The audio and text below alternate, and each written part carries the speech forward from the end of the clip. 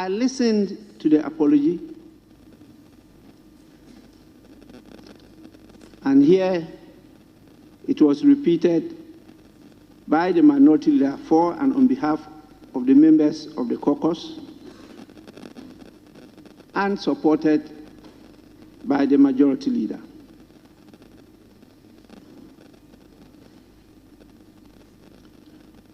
It's not only words.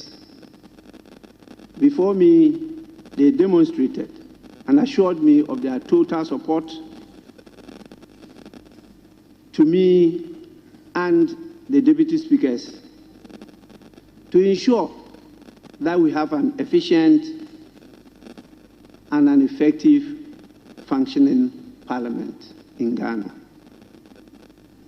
So I am satisfied with not just the statement, but also their conduct. And I will proceed to lift the suspension of the 4 members of Parliament that I considered were involved in disorderly conduct which amounted to contempt.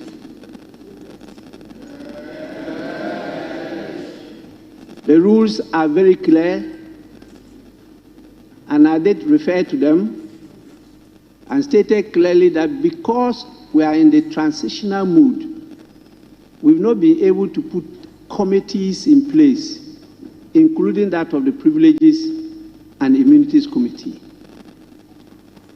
And the standing orders grants me the power and authority to do what I did. And clearly, the jurisprudence are very clear that when contempt is committed in facie curia, you don't proceed to set up another committee or court or whatever to investigate and submit a report. And so I referred to the one in Parliament. My very good honorable member, you are at liberty, even after this, to proceed anywhere.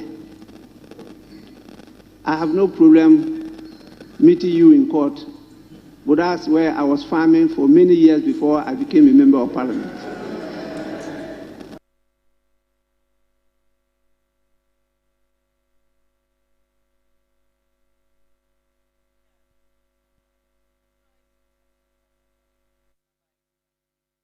Oh, hello, good morning. From our studios here at Desawe here in Accra, Kanda. Welcome. This is Key Point. The man you heard there is Right Honorable Alban Suman Kingsford Bagbin on the matter of the suspension of the 4 members of Parliament who have been pardoned. And the Speaker says, let the matters go on, the investigations will go on, and some things have to be done and put in place to ensure it doesn't repeat itself again. The Minority Caucus in Parliament, they've officially boycotted the sittings of the special committee investigating the chaos that engulfed the vetting of ministerial nominees. That's what you see there. The minority, they say initially they were part of the process during the first day of the hearing, subsequently abandoned the exercise, insisting that the hearing should be made in camera and not a public one for all of us to see. Now, but the chaos happened right before our eyes. And so why should the investigations not be done right before our eyes? As a memorandum that was addressed to the Speaker of Parliament, Alexander Penyamakin cited concerns over Committee Chair Emmanuel Bejere's breach of impartiality and confidentiality. That one as well has been challenged by the Chair himself, saying that that cannot be the case. Well, we'll get into it this morning. What exactly is this committee really going to achieve, and what's the end objective, the expected outcome of the committee's sittings? Well, there are many who say that because of how things played out right before our eyes, we all saw it. We all saw the MPs, the unruly, indisciplined, disgraceful behavior. So what is really going to be the recommendation of this committee. We'll get into it. You're seeing it on the screen play out right now. Also coming up, the Operation Recover or Loot Committee is set to present its final report to President John Dramani Mahama next week as part of efforts to investigate corruption and recover stolen public resources. Now, committee, as we do know, tasked with validating claims of misappropriated state funds, so far processed almost 1,000 petitions and some other forms of information they have received. Today, we'll speak to the chair of this committee, who is also Ghana's Foreign Affairs Minister, Samuel Okudzeto-Ablakwa. He's going to be joining us this morning here on Key Point. So stay with us. We have him to talk about this oral and other matters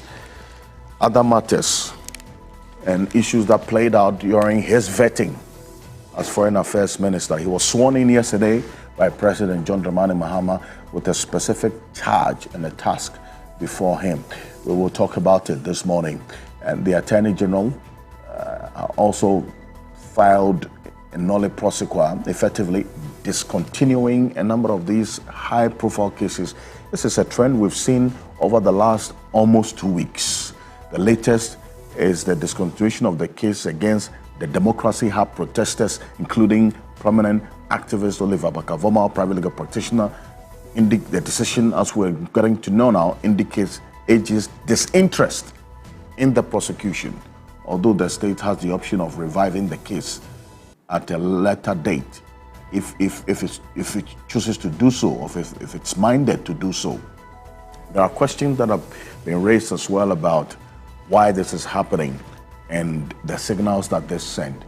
So we would have a conversation this morning here on Key Point. And as always, you're an integral part of the conversation. There are so many ways that you can be part of the conversation here on Key Point, on Facebook and on X, and as well as direct messages that you can send to us as well. I'm going to go for this quick break. When I'm back, my guest will join me in the studio. We'll start the conversation right now. Stay with us. My name is Alfred Ocansey. Welcome to Key Point. We're live on 3FM 92.7, also on TV3 Ghana on Facebook, DSTV channel 279, and all across the world on 3news.com. Welcome.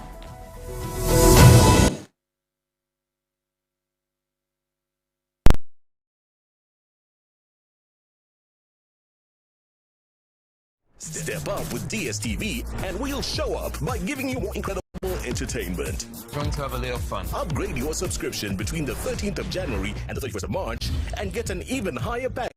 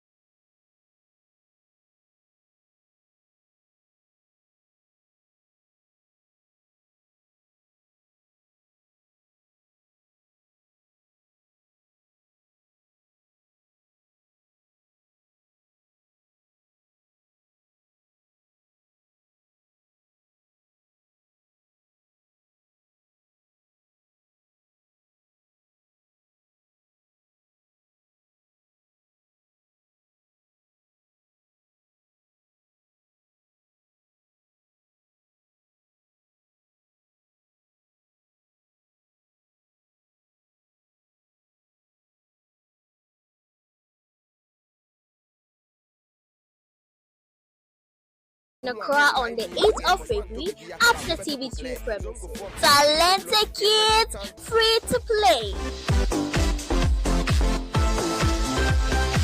What's the best part about your job?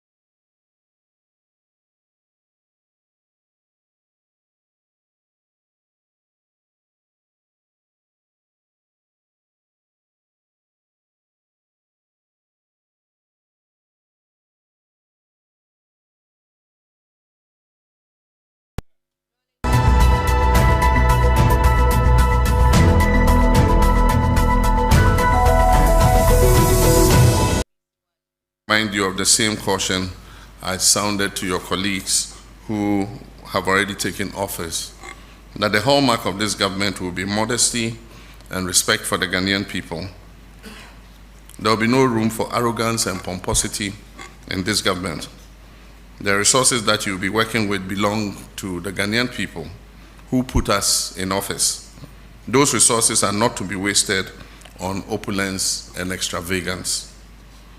I've asked the Chief of Staff to write to all government appointees that I've imposed a ban on non-essential travel forthwith to cut down expenditure.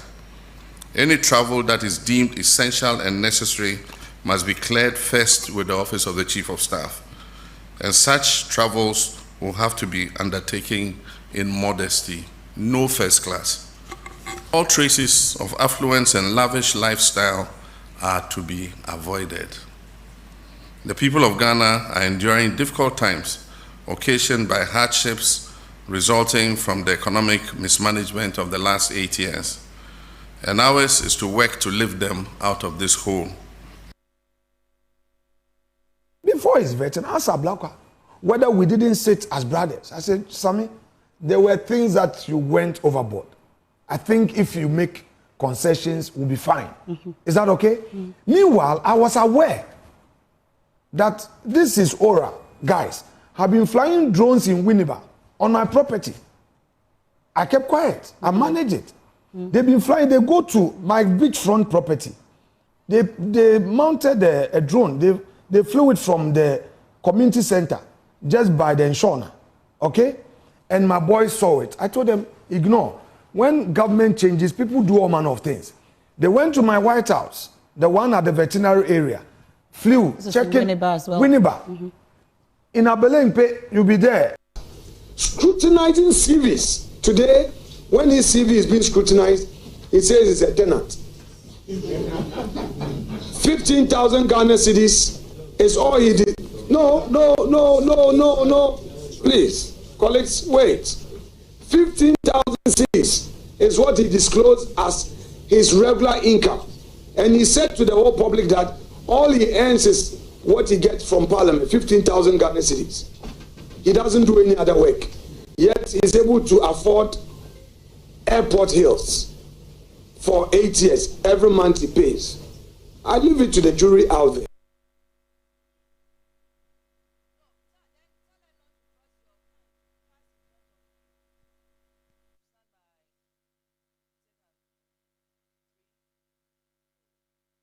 Welcome back to Key Point on TV3. We're live on 3FM 92.7, also on TV3 Ghana on Facebook and on DSTV channel 279, all across the world on 3news.com.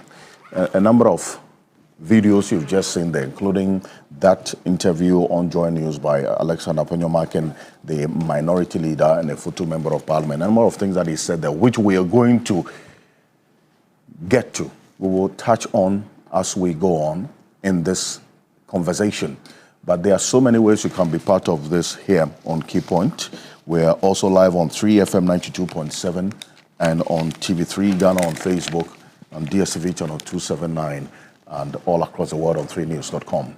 Yesterday, he, together with 16 others, were sworn into various ministries as ministers to serve the people of Ghana with specific charges and mandate, including the shun of opulence and flamboyant, profligate lifestyles, and also the fact that they are not to be flying first class. That's the directive by President John Dramani Mahama, amongst other things. He is the one who is going to lead our foreign relations with the charge of executing our foreign policy and ensuring that Ghana looks good to the world, and then also attracting foreign direct investment in many other ways, including all the other things that he has to do. I'm talking about the youngest foreign affairs minister in the history of the Republic of Ghana and the chair of the Operation Recover or Loot, Samuel Okudzeto Ablakwa, is a member of parliament for the North Tongue constituency and joining us in the studio right now. Good morning, Ablakwa. Welcome. Hi, good morning, Alfred. Good to see you. And it's good to see you. Congratulations to you is in order. Thank you very much. And there are many who yesterday watching the charge that the president gave to you specifically, clearly talking about what you have to do to ensure that Ghana is able to represent itself well to the world. It's a Herculean task for you, and it's one that you're ready for going forward. Quick one. Well, thank you very much, Alfred. Let me convey warm regards and weekend greetings to the viewers of TV3. I would like to express my deepest and profound appreciation to His Excellency President John Dramani Mahama for the honor. It is most humbling, and this is a time to be deeply reflective, and you have to be conscious of the fact that this assignment, there are so many Ghanaians who qualify to perform this task. You have been selected not because you are only person available or the best person that the president can find, but you have been selected by the grace of God, by the fact that there is a certain expectation that you can deliver and not disappoint. So I want to assure His Excellency the President and the good people of this country that the task, which is such an onerous task, to serve your country in any capacity, is a really onerous one. It is one that requires enormous industry, a lot of skill, a lot of discretion. But at the end of the day, in all you do, you must make sure you are guided by the principles of integrity, love for country, discipline, passion to be innovative, to achieve results, and to impact the lives of the vast majority of Ghanaians. And so it is not lost on me the responsibility, the expectation, and how the chiefs and people of our country expect that we will carry out reforms and make sure that the foreign ministry delivers to meet the expectation of the people. And when you listen to President Mahama carefully, and you see his own conduct, the leadership that he has exemplified, he expects high standards of modesty, of delivery, of deliberation in meeting the manifesto promises, the social contract that we have signed with the people. And I can assure you, Alfred, that all of this is not lost on us.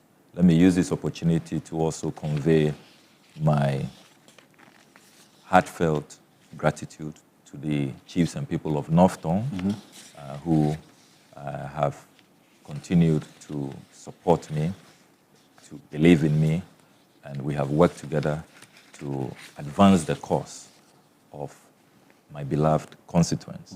I would also like to thank the youth of our country, our great party, the NDC, who have been, absolutely phenomenal with the kind of support that they have extended to us, particularly this generation of young leaders. Then certainly Professor Nana Jane Opoku-Agyeman. I always reserve the best for last. My dear wife and family, who have been a pillar and have offered such amazing and incredible support, and have been really the backbone of all I do, always encouraging me. But Alfred, I can assure you that I go into this office with a deep sense of respect for the Ghanaian people. At all times, the question that I'll ask myself, how will this decision be in the national interest? How is this decision reflecting the vision of His Excellency John Dramani Mahama? How is this decision going to ensure that the livelihoods of our people are improved?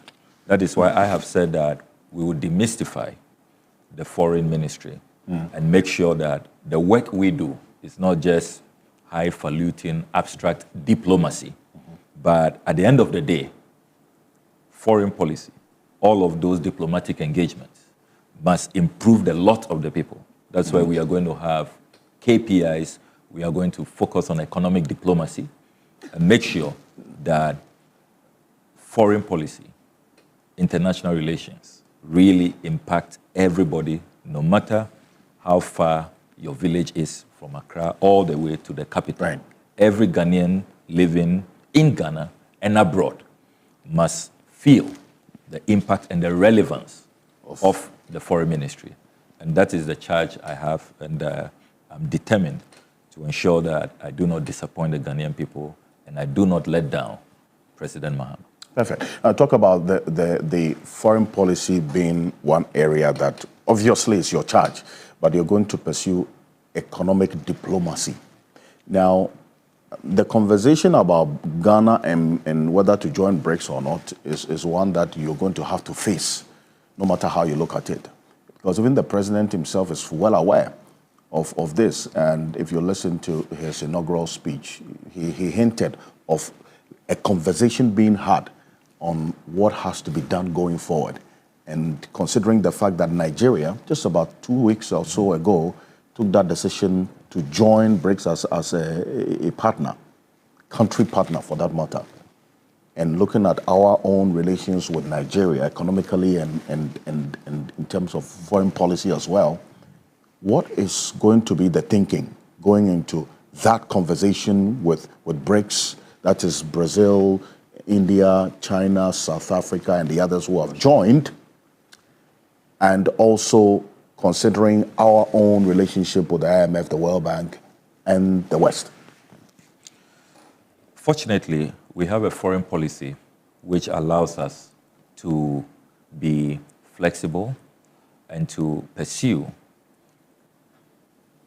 a path which at the end of the day must put our strategic national interests at the heart, at the center of the decisions we make. And if you look at the foreign policy President Nkrumah espoused, which he outlined in detail in the Parliament of 16th December 1959, he talked about a foreign policy which pursues positive neutrality, a foreign policy which is non-aligned, that we will not look left or right, we will look forward. And that in all of what we do, our fundamental objective is to ensure that the decisions we take inure to the benefit of our people. We are not going to be caught up in the wars and proxy wars and conflicts and contestations of other powers. And as we all know, the world is going through a very challenging time, having moved from unipolar, bipolar, now we have multipolar forces at play. So I am clear in my mind that these discussions we shall be holding, which largely will take place in cabinet, chaired by His Excellency President John Dramani Mahama, and may play out in Parliament as well. We will also engage the Ghanaian people, civil society, trade unions, making sure that it is a really collective decision where we have an entire buy-in of the general public. I am clear in my mind that at the end of the day, we will opt for what is in our best interest. And really, if you look at the international forces now, you cannot ignore BRICS. I mean, you are talking about a combined market population of more than 40% of the total population of the world, combined GDP of more than 27 trillion, and they have really put in place structures which are quite enticing. With a development bank that is giving loans to developing countries. Having a seed capital of about $100 billion, dollars, and without a lot of stringent, attachments. These conditionalities that tend to break our necks. Exactly. So any day, I will recommend that we should have more options. I mean, we should be building more relationships, forging more partnerships moving forward, so that we are not restricted and limited. And if you look at what our history has been, right from the era of the Osagyefo Dr. Kwame Nkrumah, I mean, which of course led him to be a key proponent and founder of the non-aligned movement. It really allowed us, to always, have new partnerships, create new alliances, and to look in directions that you may call, if you like, non-traditional allies. So as Kwame Nkrumah famously said, we should strive at all times to be friends of all and enemies of none, so that we position ourselves in such a way that the benefits that we can get from all of these strategic alliances, we do benefit. So to be very honest with you, BRICS is not a bad idea. You're seeing on the continent the likes of South Africa, the likes of Nigeria, the likes of Ethiopia, and then quite a number of other African countries have sent in their applications. I would also like to see a more united effort so that we can come together as a bloc. Because you see, if we come together as a bloc, and this discussion must be tied with the prospects of the Africa Continental Free Trade Area, you know, because with 55 countries on the continent, you know, and you have a continental GDP in excess of $3.4 trillion, and you also have about 1.5 billion people. You know, that's a great market. Potentially can become, you know, the world's, you know, biggest trading zone. So if we come together, we unite, we bring down the artificial barriers, it gives us a more stronger bargaining position, you know, so that we can then align with some of these, you know, multipolar forces in a position of strength. We can come from, you know, a more stronger, you know, position. So as you see President Mahama doing, already he's moving to make sure that Mali, Niger, Burkina Faso come back into the ECOWAS fold. He's appointed a special envoy. He's holding talks. He's scheduled to pay state visits in the next few weeks. He is leading the charge to make sure that right, you know, within our region, all those who are adopting a posture of exclusion and wanting to isolate, you know, isolation, he's bringing them back into the fold. If he succeeds, and I have no doubt, if you look at what he's achieved so far, I have no doubt that President Mahama will succeed in bringing back those who are breaking away. Burkina Faso, Mali, they are all forming their own union, and no, I mean, also, if you have a collective strength. But if you look at the history of our continent, I mean, this is not new. I mean, we've had the Ghana, Mali, Guinea Union, which, if you like, served as the precursor, you know, to even the then Organization of African Unity. You know, so every now and then you have these blocks, these mini groupings, but everybody recognizes that the only way forward, as the Osagyefo Dr. Kwame Nkrumah said, is to unite, put our forces together, have a common market, have a common bank, have a common standby force, you know, bring down the artificial barriers, bring down, you know, all of these trade tariffs, trade, you know, barriers, and go beyond, you know, just the mere rhetoric, and put in place practical, concrete measures that will improve the lot of our. We should be sad that as a continent, every year our young people are dying, going through that tortuous, perilous journey through the Mediterranean to get to Europe in search of greener pastures. You know, in 2023, we had the highest numbers of young people from the continent perishing, over 150,000. And it's happening on a daily basis. You know, we cannot have a situation where unemployment is on the ascendancy. In Ghana, in 2016, unemployment was hovering around 8%. You know, it's now at 14.7%. We cannot continue this way. You know, we cannot have a situation where we trade more with Europe, with China, with India, than we trade amongst ourselves. You know, intra-African trade, less than 20%. You know, that cannot continue. You know, so the way forward is full integration. Wow.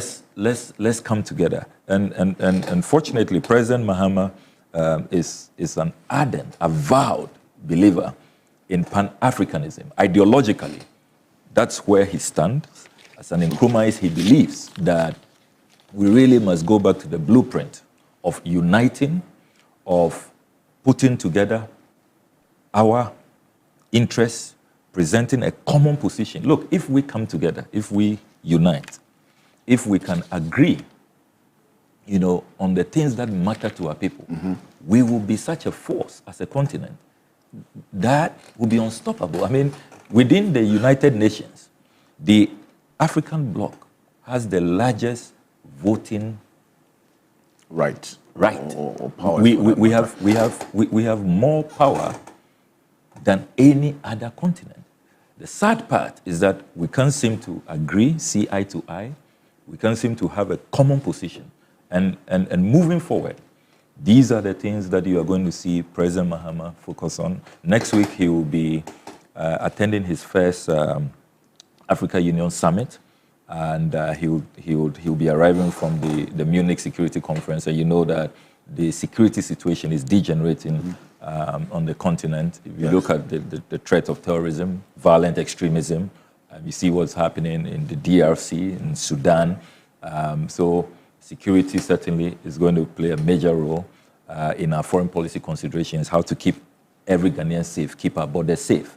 At the end of the day, if we don't have stability, we cannot even pursue the economic growth, the opportunities that we want to really create for our people. So security will be a major plank, and then the full integration, making sure that the Africa Continental Free Trade Area, which we host the Secretariat. And remember that this is an idea which came from Nkrumah, which was revived by Professor Mills, and which President Akufo-Addo led the campaign to have the Secretariat being, hosted here. And President Mahama, you heard him last week, making very strong commitments to making sure that the dream, the full potential of the Africa Continental Free Trade Area, which is to industrialize the continent, create jobs for our people, and it situates perfectly within his 24-hour, economic agenda. The master plan, which he has put forward, well espoused in a manifesto.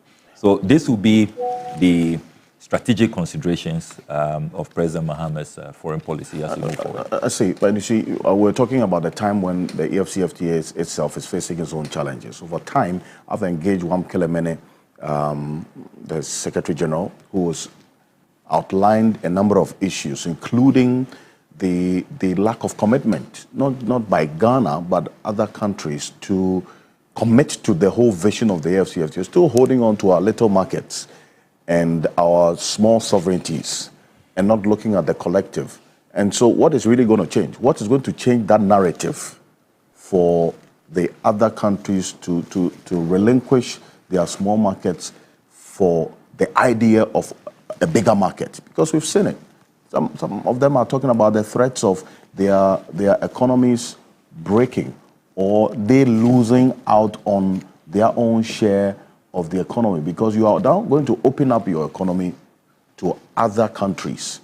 And even here in Ghana, there are some small-scale industries and the likes of Guta who say that if we don't think about it too well, we may just be opening up our economy to others who are producing at a lower cost, and so their end price is lower as against the locally produced goods and services rendered, which are being produced at a higher cost of production, which then influences the price at the end of the day as well. So what's the thinking?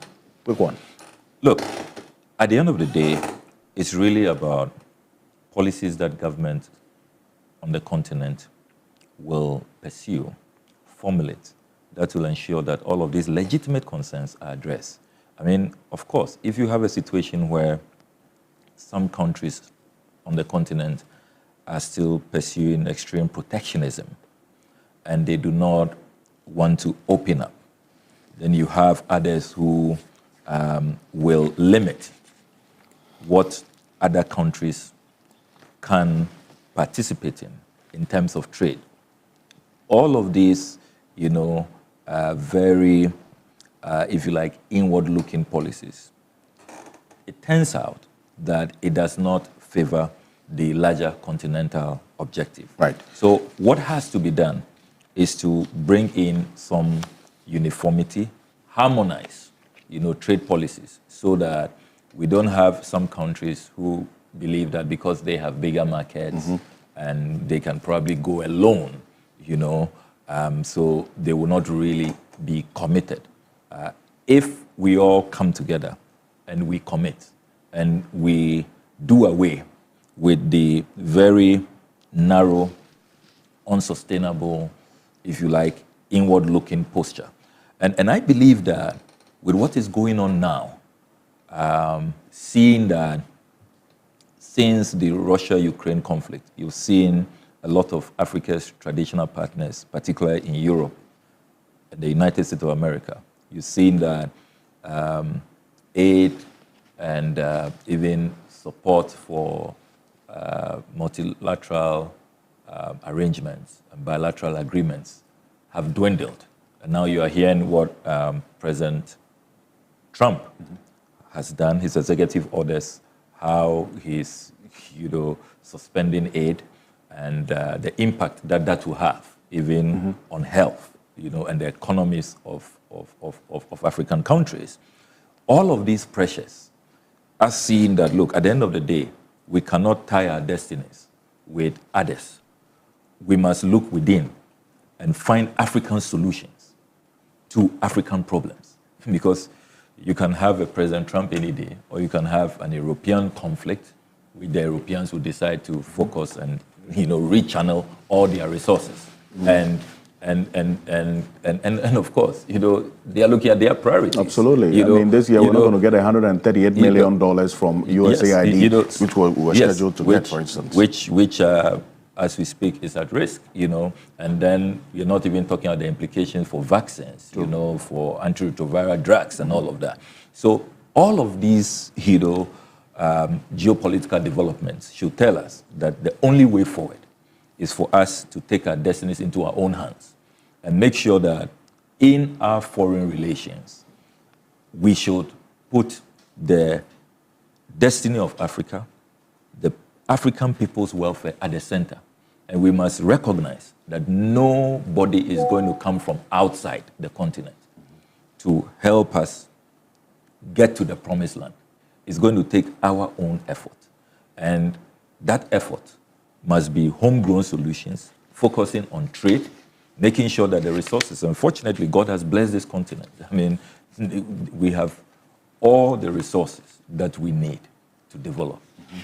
What has been lacking is clear leadership, a decisive vision, integrity, making sure that those resources, we have the best negotiations, that the resources benefit the African people, so that all of those agreements that we have been signing, you know, if you look at the extractive sector, that benefits others, you know, outside the continent.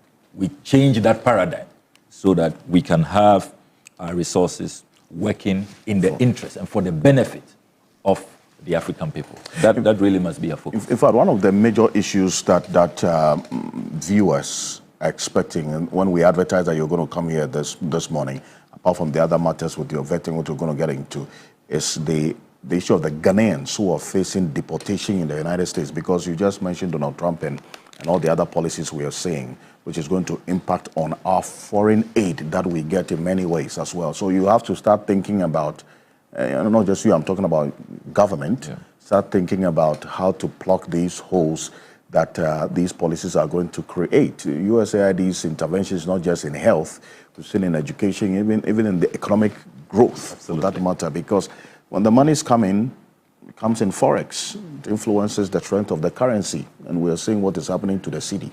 Okay, so but this matter of the Ghanaians who are facing deportation in the United States. When you were asked this question at the vetting, you said 156, as far as you do know. Yes. Is the status still the same? Because some raised issues with that figure that you gave. Could probably others thought it could be more than what you said. 156 Ghanaians facing deportation.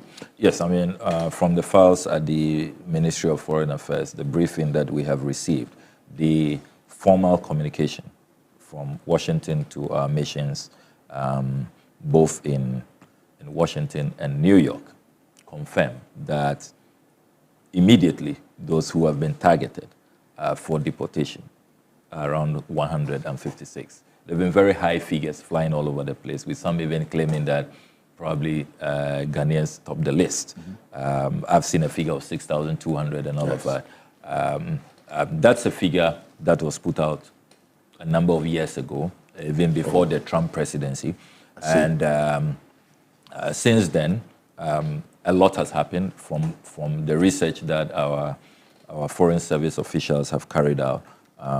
Some were taken off, some went through legal processes to make sure that their stay was regularized and recognized. And then you've had those who have voluntarily also left the U.S. jurisdiction, and then some who have passed away and all of that. So it's a long time figure. And at the end of the day, I think that we should be careful about some of those numbers that are out there. But officially, in terms of specific names, people who the foreign missions in the USA have been tasked specifically to assist with travel certificates to be deported. We are looking at about 156. 156. But we do not know at this point if another batch, another list, may be presented. But for now, what they are working with. So what do you have in now as we speak? Specific names, people who travel certificates have been requested for their deportation. We are working with 156. 156. Yeah. That is those who are facing imminent deportation. Yes. But then the process is going to continue. So are you then making room for a possible batch? Because you're saying that you don't have information now as to whether there's going to be another batch of Ghanaians who are going to and how long these deportations are going to continue. But for now, that is the number we are dealing with. But you see, this raises the bigger issue of how we protect the welfare of Ghanaians. No matter the predicament they find themselves, we owe them a duty of care as a government, as a foreign ministry. And that is why for years I've been advocating on the floor, if you go through the Hansard, that we need a consular fund. We do not have, as a country, a consular fund where that fund takes care of the consular needs of Ghanaians in the diaspora, those who may need legal assistance, those who are in distress and may have to be housed or have to be assisted to be brought back home. So one of the new interventions you are going to see, and I believe strongly from President Mohammed's first budget, will be the establishment of that fund. We will populate the fund.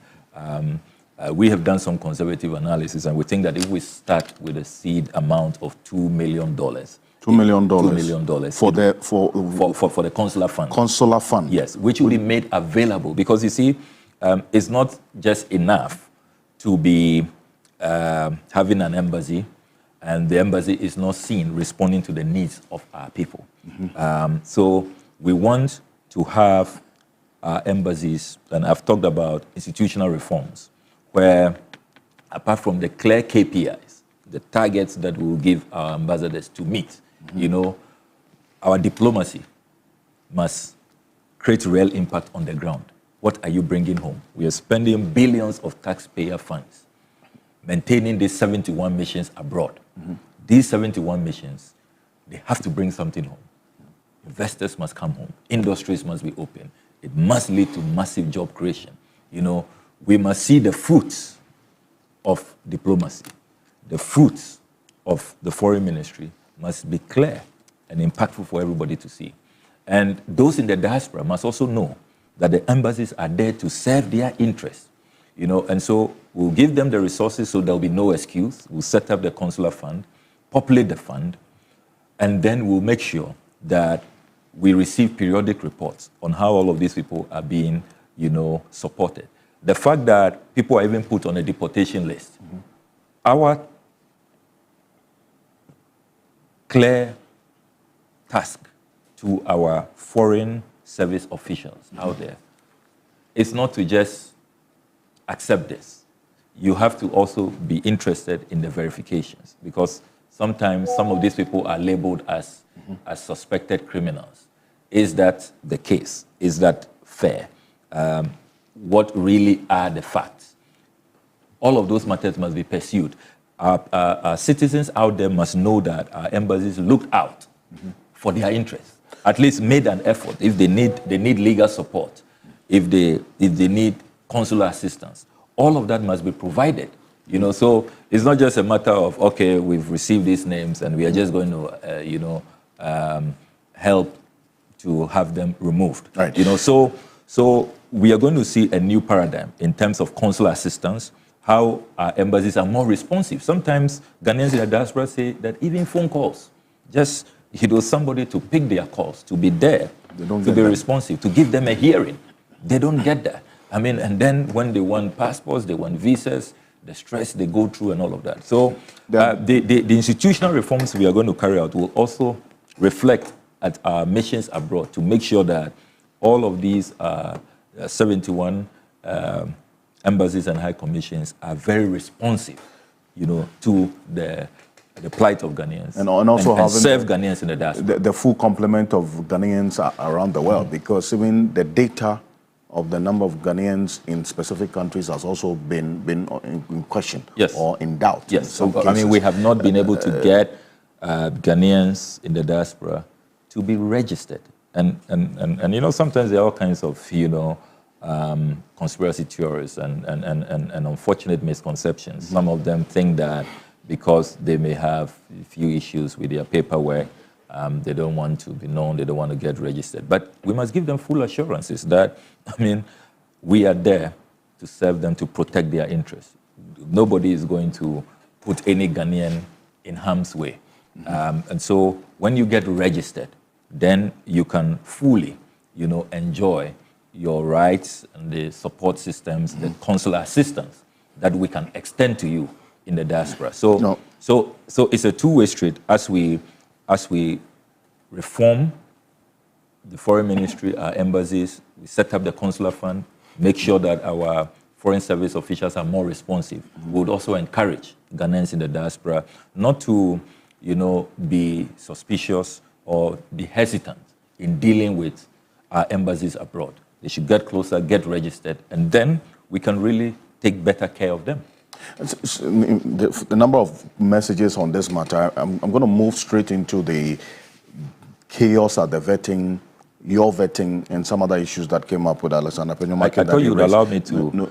But there's a few questions. List a few priorities in country. Perfect. Before we move. But Franklin Kujo, who is going to be joining us in a bit, but he's watching us right now. Franklin Kujo, Imani Africa founding president, says, do we need fiscal missions all over the world? That's the first question. That's a quick one.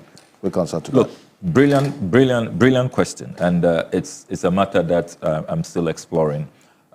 So in this modern era, we need to really be thinking outside the box.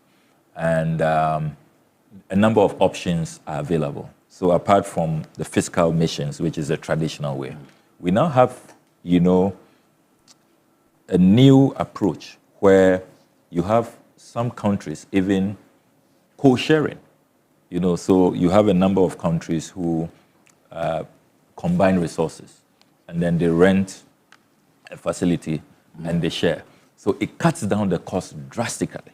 Because if you look at the cost, how much we spend, even on rentals, even on paying ground rents and all of that, putting aside even the emoluments for our foreign service officials, is huge. Because then you also have a third option, of having, if you like, virtual representation, where technology, is at the center. Right. And then you are able to make sure that if there is a need for any fiscal support, you have the system networked in such a way that you can have one mission at a particular location which is serving many, jurisdictions, multiple countries, making sure that your technology works.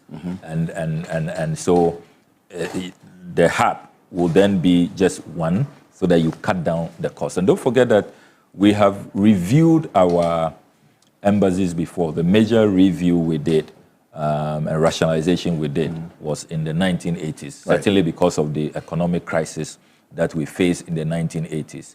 But there are some who have argued, for example, that having 71 missions abroad is probably too high, looking at the state of our economy. But I say that, look, if we give them clear KPIs, and we say that every year we expect you to let us have this amount of FDI, this number of investors, that will lead to industrialization, and will create jobs for our people, will impact our economy. I think that then Ghanaians will say that, look, we are getting returns on the investments that we are making. And if those KPIs are not met, then what? I mean, as I said during the vetting, my marching orders are very clear. President Mahama will conduct a reshuffle. I mean, if you're not meeting the KPI, President Mahama will move you around. I recall you. The ambassadors and recall you to come back home and send somebody who is more dynamic, who is more, result-oriented, who will deliver. I see. And so this KPI reviews is going to be done what? Yearly or half-yearly? What's going to be the plan? So every month we expect reports. We expect you to be meeting the targets, but the major reviews will be done biannually. So biannually. Yeah, biannually. And it's on that basis that you take a decision. So in 6 months, if an ambassador or high commissioner of Ghana in another country is not meeting a KPI, for instance, bringing in a number or a amount of FDIs, you can sack them. You will be, before you get to even the 6 month term, you will be cautioned that, look, you're not meeting your targets and you need to. Because, look, many countries do that, and we have not done that. That's why when we carry out the institutional reform at the ministry, one of the new departments we'll be setting up is the delivery unit. We are going to establish a delivery unit that will be assessing everybody, assessing our missions, assessing our priority areas, and making sure that everybody is delivering. You've heard the priority areas that President Mahama wants us to focus on. One, passport reforms. It is totally unacceptable that we still have all of these bottlenecks. We have Goro boys, that you cannot be at home or in your office, apply for a passport and have it delivered to you. You still have to go and do biometrics.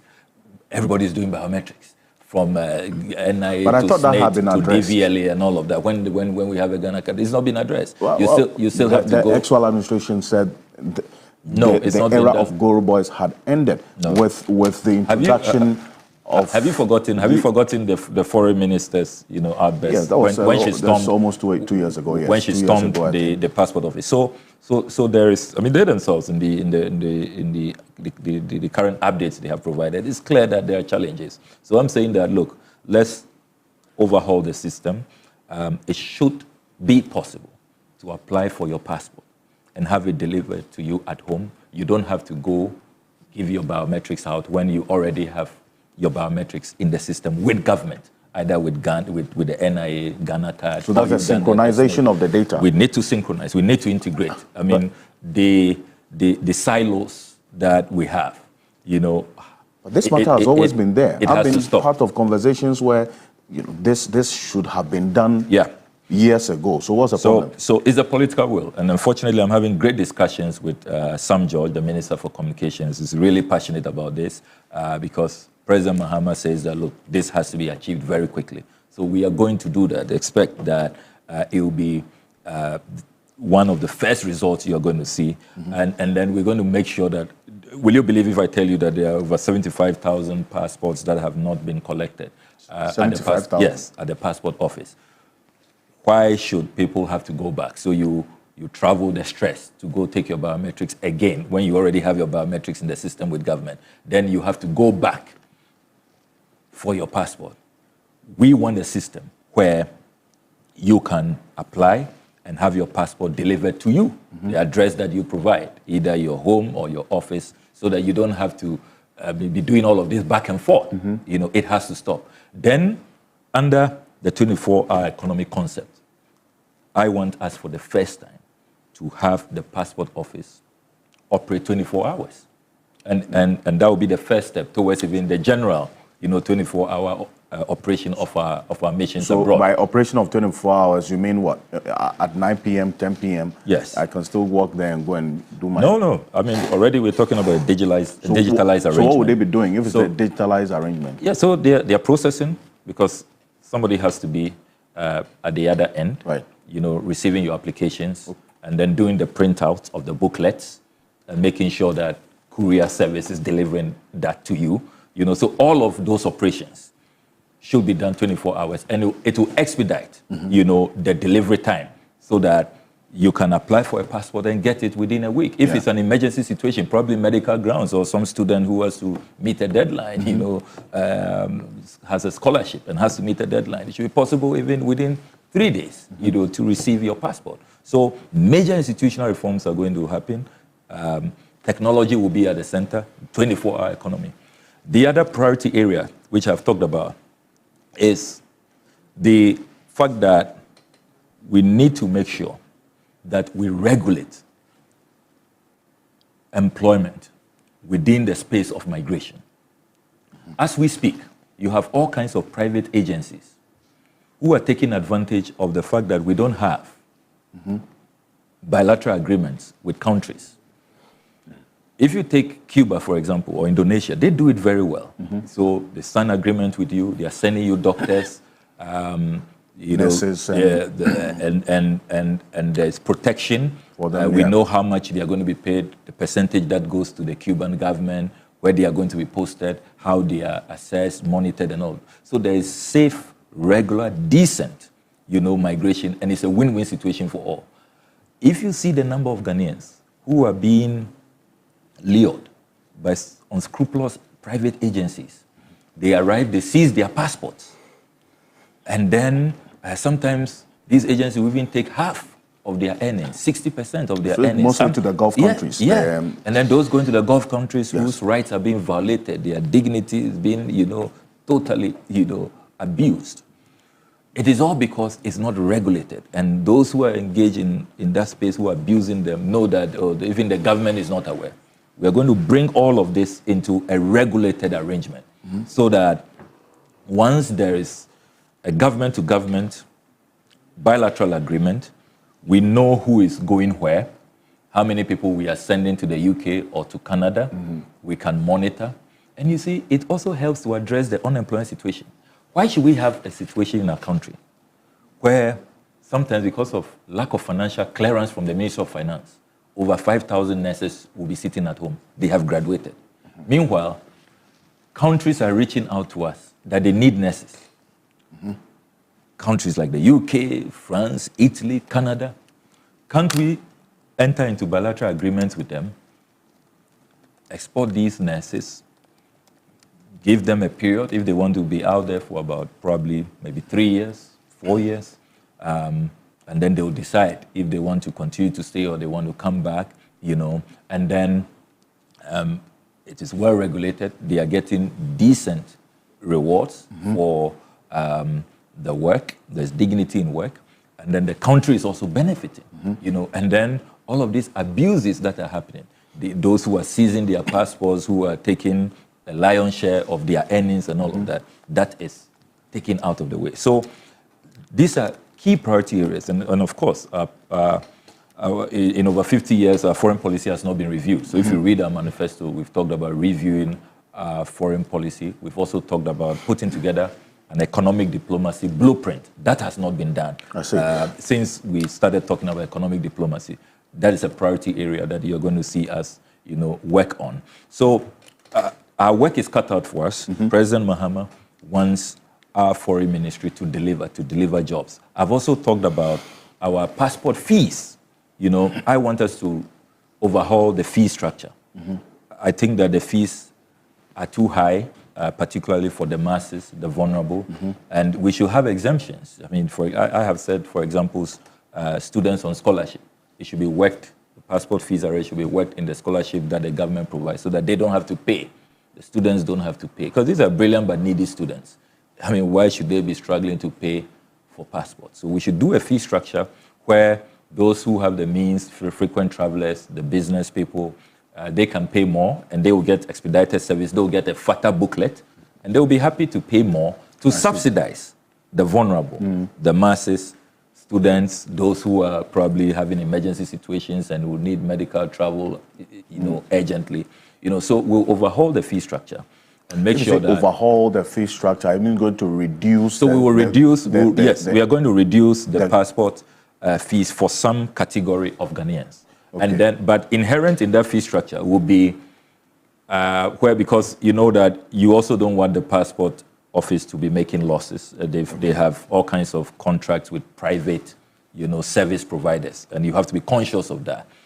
But you can cleverly, do it in such a way that within the structure, others are subsidizing, so that the frequent travelers, the wealthy entrepreneurs, they shouldn't be paying like everybody, and they can get, enhanced services. I've talked about expedited delivery. I've talked about even fatter booklets, because they are frequent travelers, and then they will pay more to subsidize, so that others, like students who are going on scholarship and don't have the means, brilliant but needy students, then for the rest, the masses, we can also reduce. Because I was not happy with the last, you recall, I stated clearly that even the Foreign Affairs Committee of Parliament was not treated fairly with the last increases. It was one fell swoop, a massive leap, and so it's a matter that we need to address. So there's a lot of work we are going to be doing in the foreign space, and I hope we can count on your support and the support of the Ghanaian people to deliver and make sure that all of these services, particularly passports, and we have to also bring more credibility to our passport. We should improve the security features. Look, we've come from machine readable to biometric passports. Now we are going into the chip-embedded phase. We should improve security so that other nationals do not lay hands on our passport, because Ghanaians have tremendous goodwill. People know that Ghanaians are good people, decent people. It is important that we protect that reputation. And so our passports should not be getting into the wrong hands. Diplomatic passports, we need to maintain the dignity. It should not be just, all over the place, getting into the wrong hands and people who have no business, So we'll do all of those reviews and make sure that we restore, the pride and the respect that all of these categories of passports, from ordinary passports to service passports to diplomatic passports, they all must have, the respect. And when that is done, you'll see that when you go to the embassies to apply for your visas, the treatment and your success rates will improve. And talking about the embassies, you heard what I also said about how visa applicants are treated. Is one area we'll be looking at. We'll be meeting with the missions here, and I have made statements on the floor of Parliament. I'm really appalled and disgusted at how some of this, not all of them, I must emphasize, how some of these diplomatic missions here treat our applicants. No decent place for them to wait their turn, shabby and shoddy treatment. They are left, at the mercy of the vagaries of the weather, and nobody seems to care. We need to change all of these things, and these are the areas we are going to be focused on, so that people would really see that, look, foreign ministry, foreign policy is not an abstract concept. It must reflect on the ground, and it must improve concretely the welfare, the general welfare of the people. So there's over 75,000 passports not collected. What is going to be your first approach to deal with it quickly? So quickly, we'll do an audit. There has to be a clear indication of who the applicants are. And if there are addresses, we call them and make sure that we roll out the courier system I'm talking about, so that it will be delivered to them wherever they are. You talked about the overhaul of the diplomatic passport holders, those who are eligible to do so. The last time I checked, when President Mahama gave that directive that all diplomatic passport holders should return their passports, we saw all sorts of people, in fact, categories of persons who were holding diplomatic passports. And I was asking myself, why didn't you even add journalists to that list? Well, that's another matter we'll talk about. But you see, you have former ministers and spouses, former members of parliament, irrespective of political affiliation, former members of the Council of State and spouses, former retired justices of the Superior and Lower Court, religious leaders, businessmen and entrepreneurs, former political ambassadors and independents, former government functionaries, officials of National Cathedral Project. All of them are entitled or were given diplomatic passports. So what are you going to overhaul in this list that we have? So fortunately, under the NLC Decree 155, there is discretion given to the foreign minister, of course, seeking the blessing of the boss, His Excellency President John Dramani Mahama, as the case will be now, to ensure that these recommendations receive approval. That discretion, ultimately, it has to be about the national interest. It has to be about the respect for our country. You see, when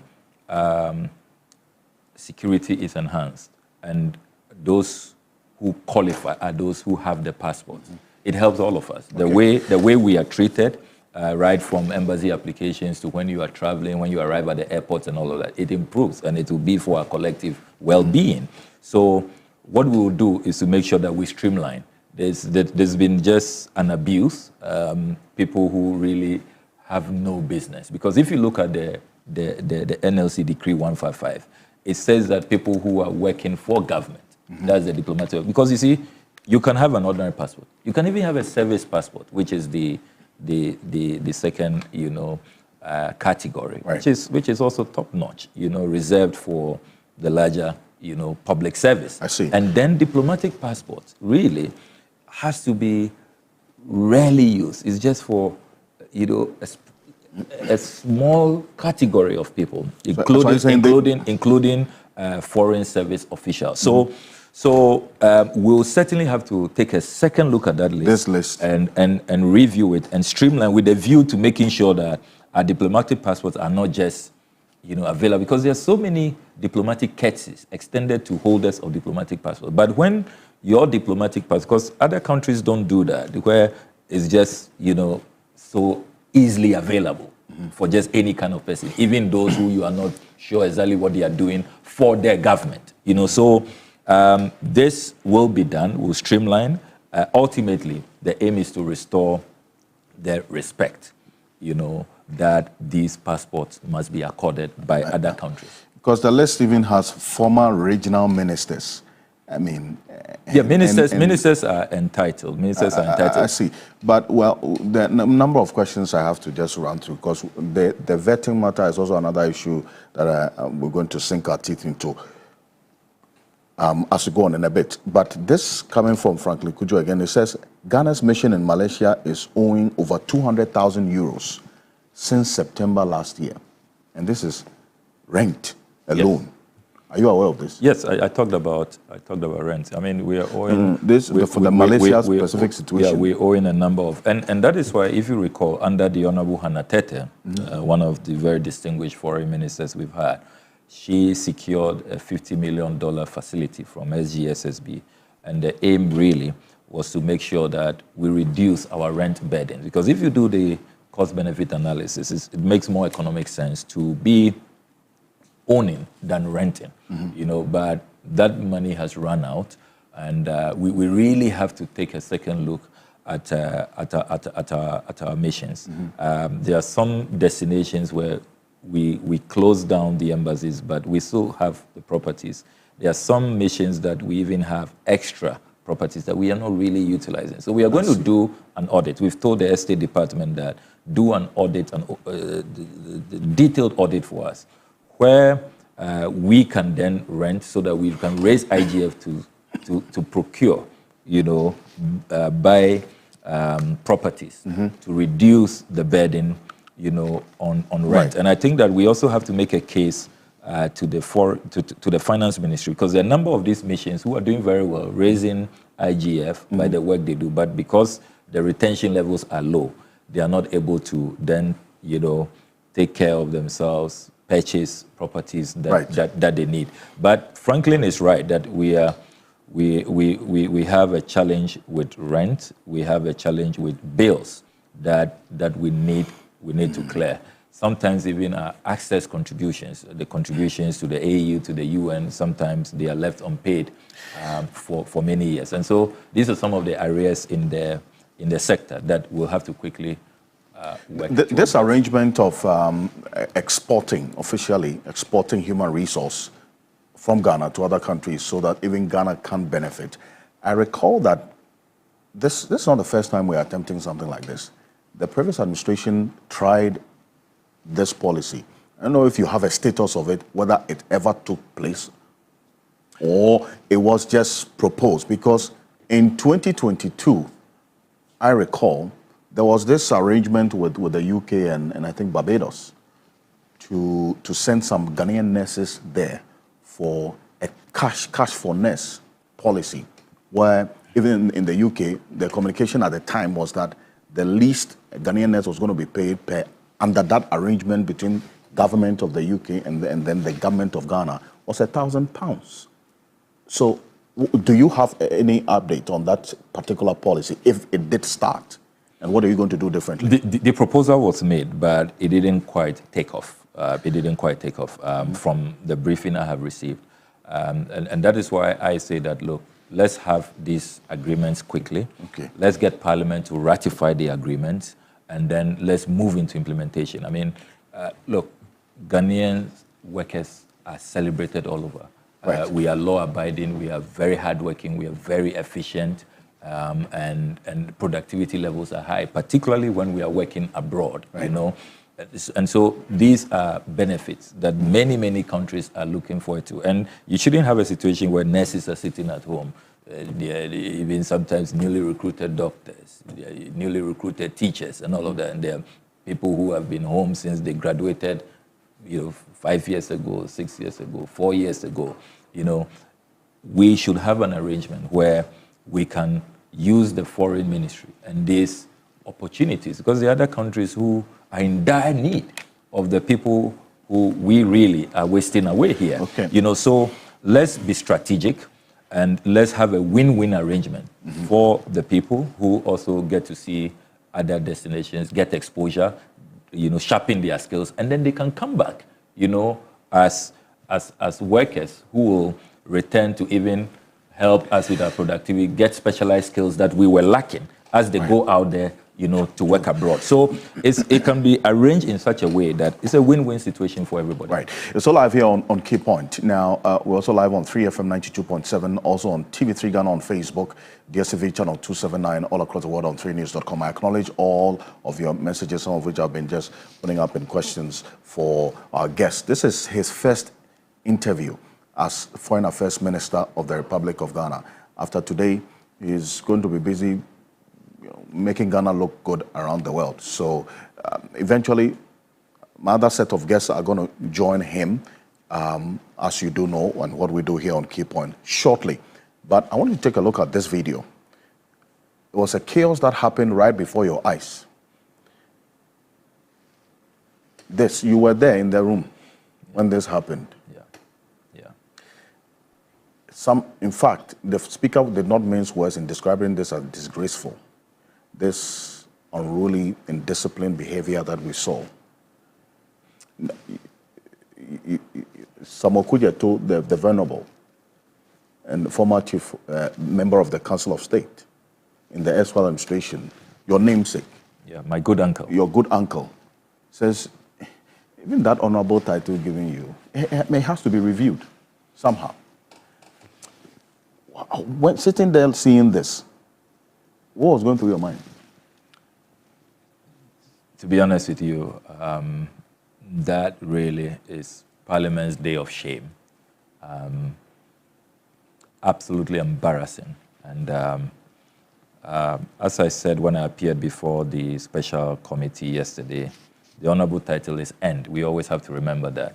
We earn this honorable title because of our conduct, because of how we go about our duties and responsibilities and the representation that we are expected to offer the people who vote for us. This conduct, and this is a much simple matter. I mean, it's clear that they didn't want some of us to be vetted that day. That's those on the minority side. Well, they said you went on the schedule. You could just have asked for a little caucus. I've served on the appointments committee for 2 terms and beyond.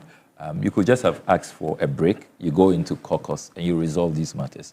Because really, if you look at the letters, and I can give you copies of the letters I received, 24th January 2025, I received this letter signed by the clerk to the committee, Mrs. Gifty Jiage Goba, to appear before the appointments committee on Thursday, 30th January 2025. That was the night that this happened? Yes, and if you look at the schedule, I am the 5th person to be vetted that day. After lunch. And my time, 12:30 p.m. after lunch. It's all here, you know.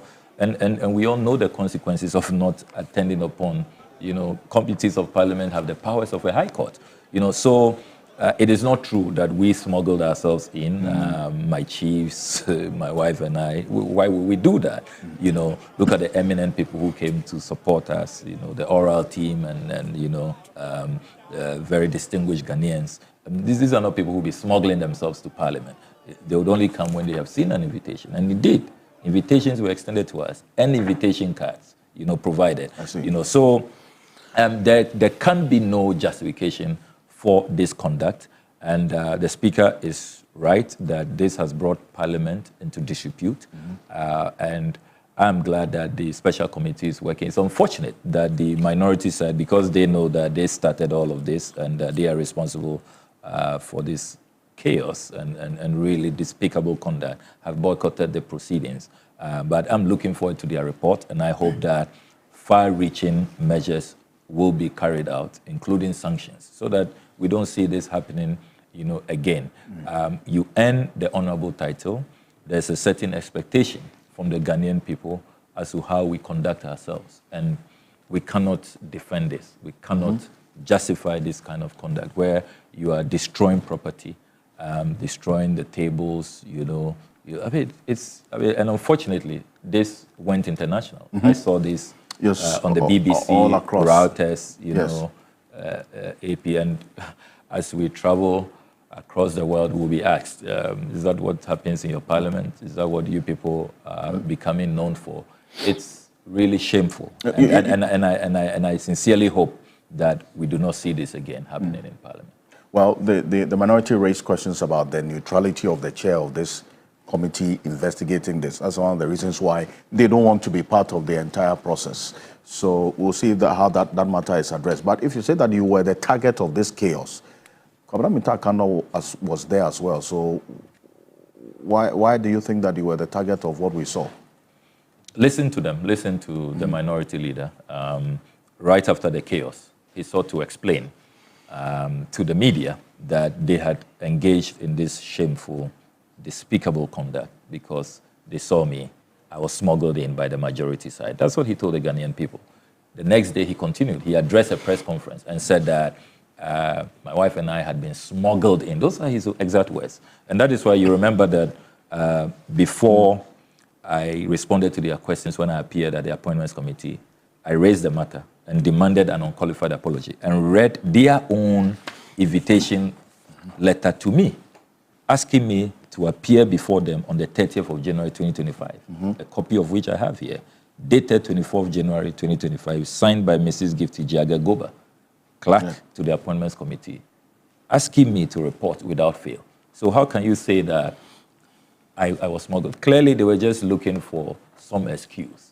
You know, even though what they are saying is blatant falsehood, let's just, for the sake of argument, say that you see an MP entering into your appointments committee room and you think that the person has been smuggled in, the person is not invited. Does it justify, even if that was the case, does it justify this kind of unruliness, this violent behavior? You know, so there can be no justification. And you see, let's see leadership. When we err, we are human, we are fallible, you know, and sometimes you can really go so low. You should be honorable enough to acknowledge that upon reflection, with hindsight, you should not have conducted yourself in that manner. But don't be muddying waters and even annoying the Ghanaian people the more, causing greater outrage by continuing with just blatant falsehoods, fabrications about somebody being smuggled in.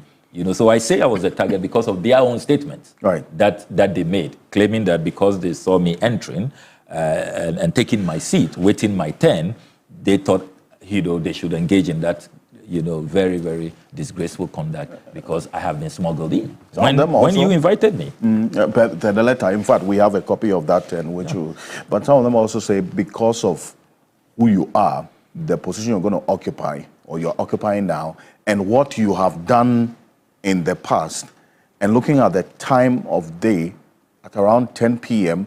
that you were supposed to be vetted, they definitely were not going to allow that to happen because they needed more time for you to grill you and ask you all the questions.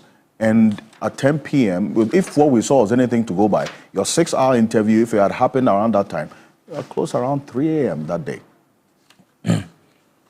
Honorable. So, Alfred, the letter said I should appear that day. And it gave me 12:30 p.m.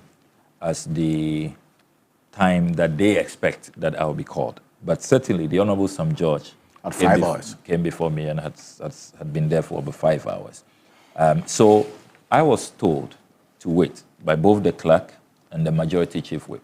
And don't forget that this whole disgraceful episode, it takes a toll, even financially, because you have all of these guests, your chiefs have, and the chiefs didn't prepare, to stay over because they have been told that it will get to attend at 12:30, So you now have to be, frantically going around looking for where there might be hotel space to make hotel arrangements and all of that. So you rather owe us an apology, not lies, engaging in all of these fabrications. And look, if you pay regard to Article 1036 of the Constitution, it's very clear that committees of Parliament have the powers of a High Court, and they compel attendance when you're invited and you don't show up. It's contempt. So, I mean, what is our crime? What did we do wrong for waiting for our turn and being beckoned? We were told by the clerk and the chief whip to come in because the Honorable Akando was about to be vetted, and after the Honorable Akando, it will get to my turn. So they wanted me to hold myself in readiness. So really, there can be no justification for this kind of conduct, and I hope that we will work quickly to repair our image. We should not see this conduct again. I see. Well, I want you to look at this video because it's a message from your uncle, the Venerable Samuel Kujeto, the former member of the Council of State of the former President Nana Addo Dankwa Akufo-Addo, a respected legal practitioner, luminary for that matter.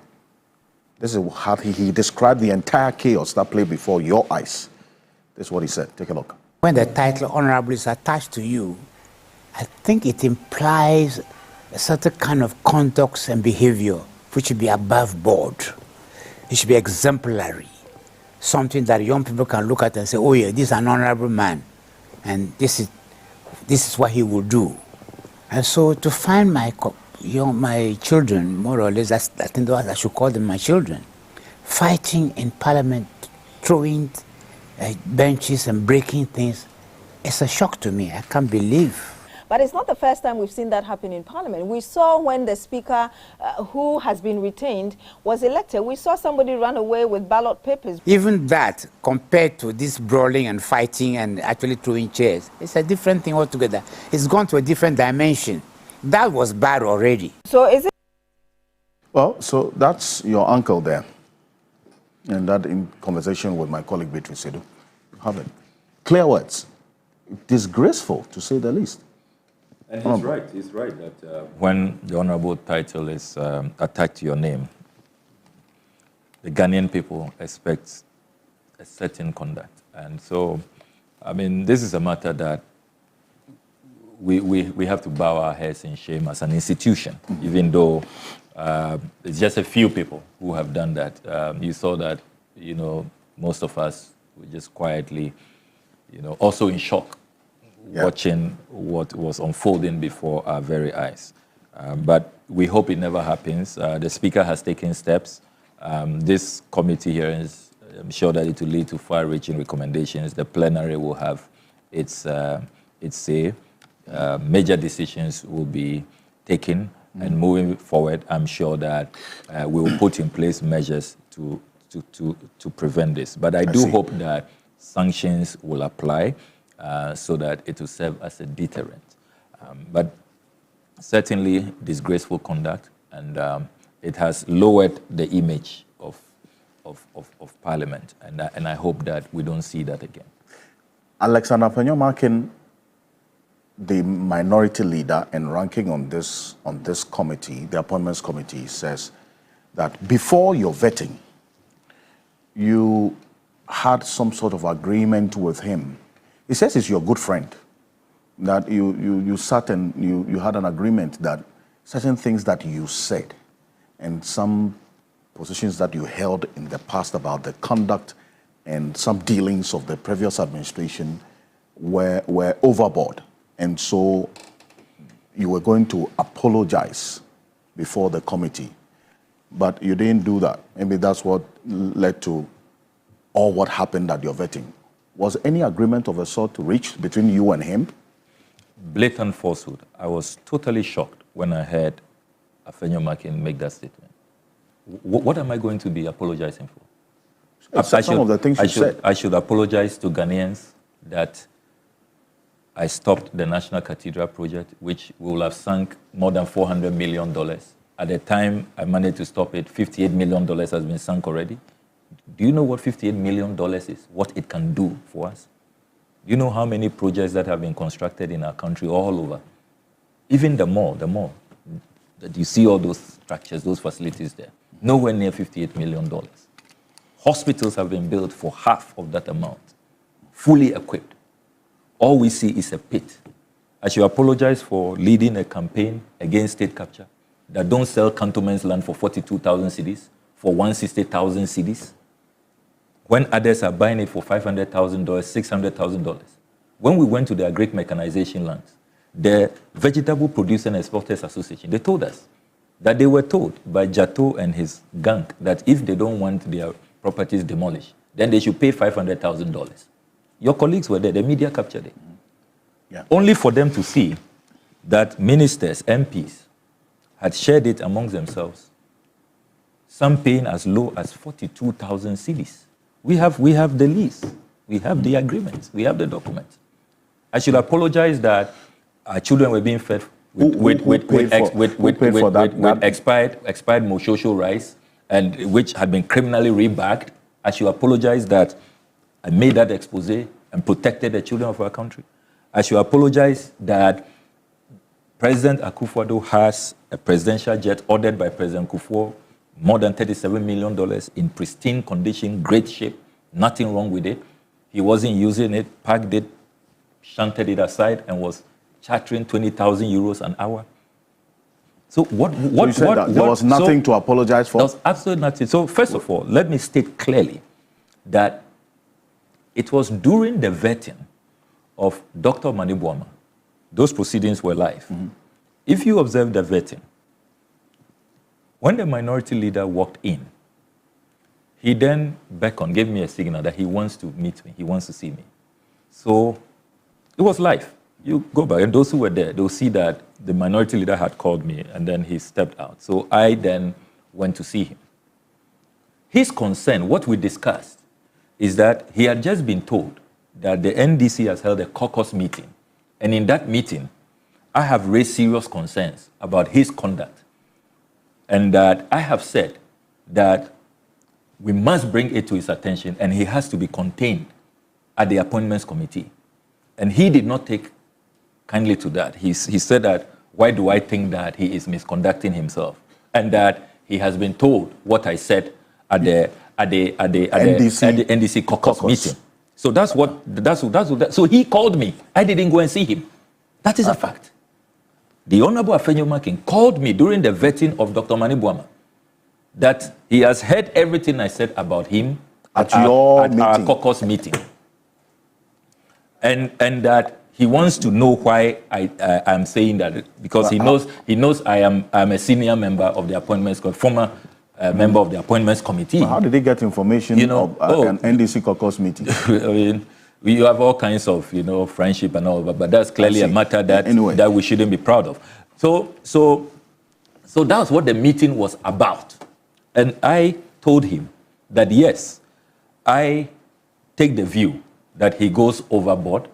We've seen other minority leaders. So you said that? I told him that, the attempt to settle personal scores and personal attacks and all of that, we didn't see other minority leaders do. That was the discussion. And even said, oh, I was looking good. He always likes my suit, how I dress. That's what the meeting was about. So there was no agreement? There was no agreement. And at no point did I ask for a soft vetting or did I tell him that, backtrack on what? Withdraw what? Apologize for what? For saving the Ghanaian taxpayer, that billions of Ghana cedis which we have saved. For saving assets. But for the work we did, our SNIT hotels, Ghanaian workers will today not have their SNIT hotels. A few weeks ago, SNIT received 16 million Ghana cedis for Ghanaian workers to have and share. That will have gone to one person, one cabinet minister. Are these the things they want me to apologize for? Look, I am very, very proud of the work I have done. If they will not commend me, I know the vast majority of Ghanaians, I know my God, my Creator, is pleased with me and is happy with the work I've done. So let me state here, and I've been quiet. He's been all over the place. Well, in fact, we're getting putting out total fabrication. Let's listen to exactly what he said in that journalist interview, specifically about this arrangement, which you say never took place. Let's take a look. Scrutinizing CVs. Today, when his CV is being scrutinized, he says he's a tenant. 15,000 Ghana cedis is all he did. No. Please, colleagues, wait. 15,000 cedis. Before his vetting, asked Ablakwa whether we didn't sit as brothers. I said, Sammy, there were things that you went overboard. I think if you make concessions, we'll be fine. Is that okay? Meanwhile, I was aware that this is aura, guys, have been. So you said this never took place? Never happened. He called me. Unfortunately, it happened. It was live. Dr. Mani Buama's vetting. He called me. Everybody saw us walk to the side room, and then his concern was that he's wondering why, I am criticizing his approach at the appointments committee and saying that he should be contained, and that he has been briefed, and he was really worried about that. That's all we discussed. At no point, and I have said, look, when there was even pressure before the report was presented, they wanted the Honorable Sam George and I to apologize. We stood our grounds. We said that we would not apologize. There is nothing to apologize for. So what? Apologize to Honorable Afenyomakin, and then what do I tell the Ghanaian people? That what? So the National Cathedral, $58 million, what is justified? The SNIT hotels that they were taking for cheap, that is justified. That the 42,000 cedis that they are paid for cantonments land when others are paying between $500,000 $1 million, that is justified. It will be so preposterous, so ridiculous. See, there's this other issue which we have also been following quite closely. How is it that, according to Afenyomakin, the documents you provided to the committee, you earn just 15,000 cedis a month, but then you are renting an apartment or a house in Airport Hills, which is dollar rated. How are you paying for that? And indeed, are you really renting there? Thank you very much. How are you paying for it? Thank you very much. So, again, the Honorable Afenyomakin forgets that the proceedings of the Appointments Committee are live. Your channel and all the media organizations in this country carry the proceedings of the Appointments Committee. I challenge the Honorable Afonyo Makin to prove when, during the vetting, I said that I earn only 15,000 cedis. Did you hear me say that? Well, and the majority leader, Honorable Ayariga, addressed this on the floor, you recall, where he said that, look, MPs, we know how much we earn. We don't earn 15,000 cedis. We know that. Honorable Mahama Ayariga said that. At no point during my vetting did I say that I earn 15,000. We all know how much MPs earn. It is not 15,000 cedis. And in this discussion, what the Honorable Afonyo Makin has also failed to tell the Ghanaian people is that MPs receive rent allowance. You the MPs? Yes, in addition, we are entitled to rent allowance. Because remember that in the past, MPs were housed. You remember we had the MPs flat, the Sakumono area. Okay. Then there was a decision that the MPs should rather receive, rent allowances. So in addition to base pay, we have, rent allowances and other allowances. So is that what you're using to pay for the airport hills where you are living? Absolutely. You see, I have heard them engage in all kinds of illogical attacks. First of all, they claim that the Airport Hills property belongs to me. Mm-hmm. Yes. And then they put out fake flyers that they have discovered some documents they never published. When I intercept documents, I make them available for everybody to verify. I check with the sources, validate them. None of the documents I have put out in my oversight work has been described as fake. Or have I hidden the documents? I always make them available in the spirit of transparency and accountability. I challenge them today to produce the document they say they have, which shows that that Airport Hills land belongs to my sister. And then they say that, so I bought it, put it in the name of my sister, so I'm not paying rent. That was the first flyer they put out, the first concoction. And that you are just misrepresenting, saying you are paying rent. Exactly. That house belongs to you. Yes, that's what. So that Airport Hills house doesn't belong to you. It does not belong to me. It does not belong. And you see, I'm surprised at the level of sloppiness. Look, if I was on the minority side, and we say we have targeted this gentleman, my only crime in this is that I'm doing oral work. President Mahama says I should chair oral.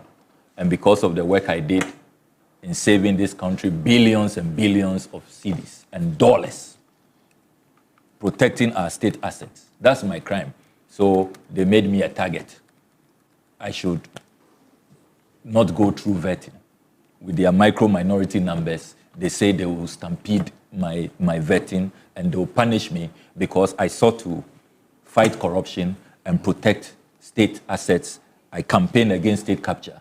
I have sponsored a private member's bill, which I call the Public Assets Protection Bill, saying that politically exposed persons should not be allowed. They should be prohibited from purchasing state assets. These are my crimes. Mm-hmm. These are my crimes. Elsewhere, these decent-minded politicians will rally behind an MP like this and support him.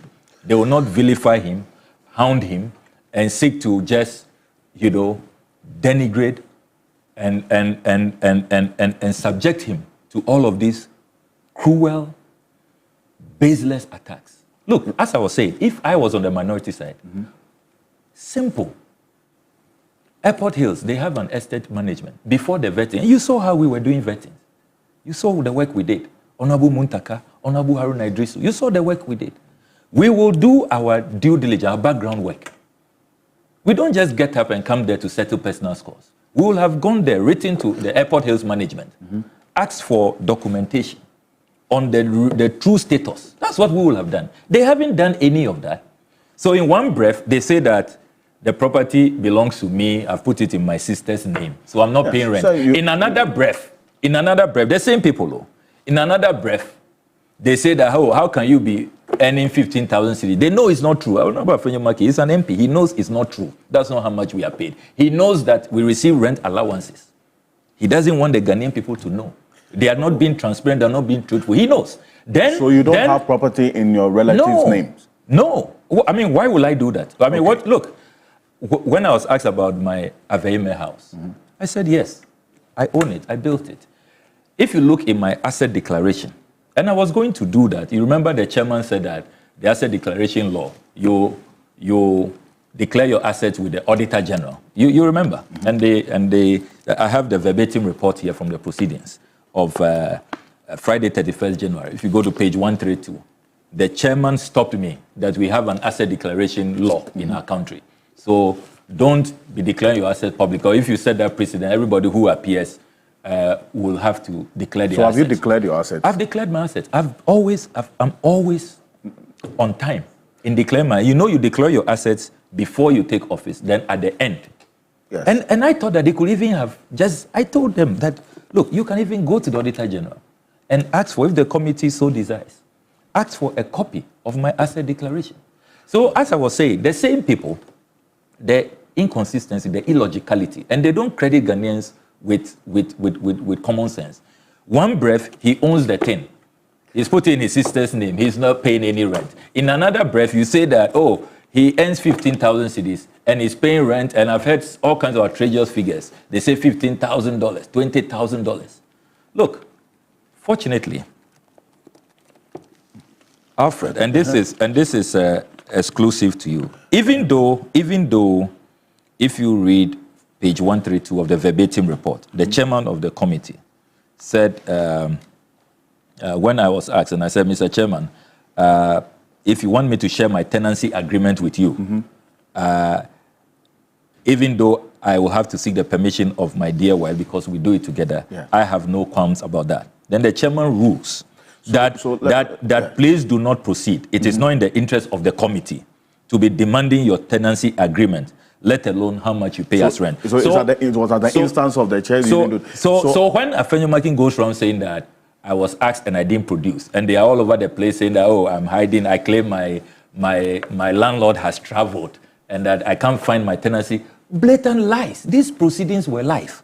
The verbatim report, read page 132, is here. The chairman said that would not be necessary, and the proceedings were live. But despite this, because of all the vicious attacks, corruption, fighting, those of us who want to stop the hemorrhage, stop the bleeding, I decided to write to the estate management that, look, I just want to settle this matter once and for all. So I wrote to the company called Finale, who are the managers of the Airport Hills properties, and told them that, look, even though the chairman, because I know everybody followed the proceedings, even though the chairman said this would not be necessary, I am writing to you, something the minority could have done. I'm writing to you, I want you to do full disclosure. My status there, do I own a property at Airport Hills? Am I renting? What's the tenancy agreement? What are the rules? You've also heard them say that, even Airport Hills, you cannot rent. You've heard them say that. Yes, blatant lies. Because of how much you said to be earning. And that's 15,000, which you say is not the case. You're earning more than that. But on the report you just read, it's saying that the rent is catered for by yourself and your wife. Yes. Okay. We signed the tenancy agreement. So if you don't mind, can I read the letter I wrote to Finale? I think we have a copy of that letter. Yes, very quickly. Let's put that on the screen. And then I can confirm to you that Finale has responded, and we have forwarded same to the appointments committee, and I have asked that it should be made public. Okay. I have nothing to hide in this. So this is the letter. Committee to make this information public. Yes. So on the 3rd of February 2025, I wrote this letter to Finale Limited, and I said, dear sir or madam, request for confirmation of my residential status at plot number 565, number 1 Wilshire Boulevard, Airport Hills, Accra. On Friday, January 31, 2025, I responded to an invitation from the Appointments Committee of Parliament to be vetted as Minister for Foreign Affairs following my nomination by His Excellency John Dramani Mahama, President of the Republic of Ghana. During the vetting proceedings, questions arose about my residential address, the nature of my occupancy, and the ownership of that address. I am by this letter granting consent to Finale Limited, the managers of Airport Hills, to provide information to the Appointments Committee stating my residential status. In the spirit of full disclosure, kindly be at liberty to also indicate the owner of the property in issue with the hope that the owner shall also consent. The size of the land, because you heard Nutiwu say in Parliament that it's a 4-plot, it's a very palatial structure and all of that. So I said, we want all that out, the size of the land. They should put all out. Then I also asked for the policy on rental. Then I conclude the last paragraph.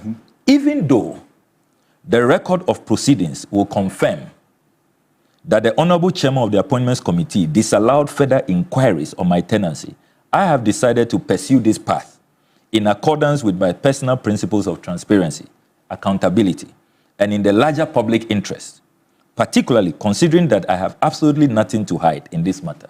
Counting on your cooperation, sincerely, signed Samuel Okudzeto Ablakwa. Okay. So that's the copy of the letter. 3rd February 2025. About. This one. Despite the chairman's ruling, yes, this is the letter. Unfortunately, yesterday, I received the response from Finale. Okay.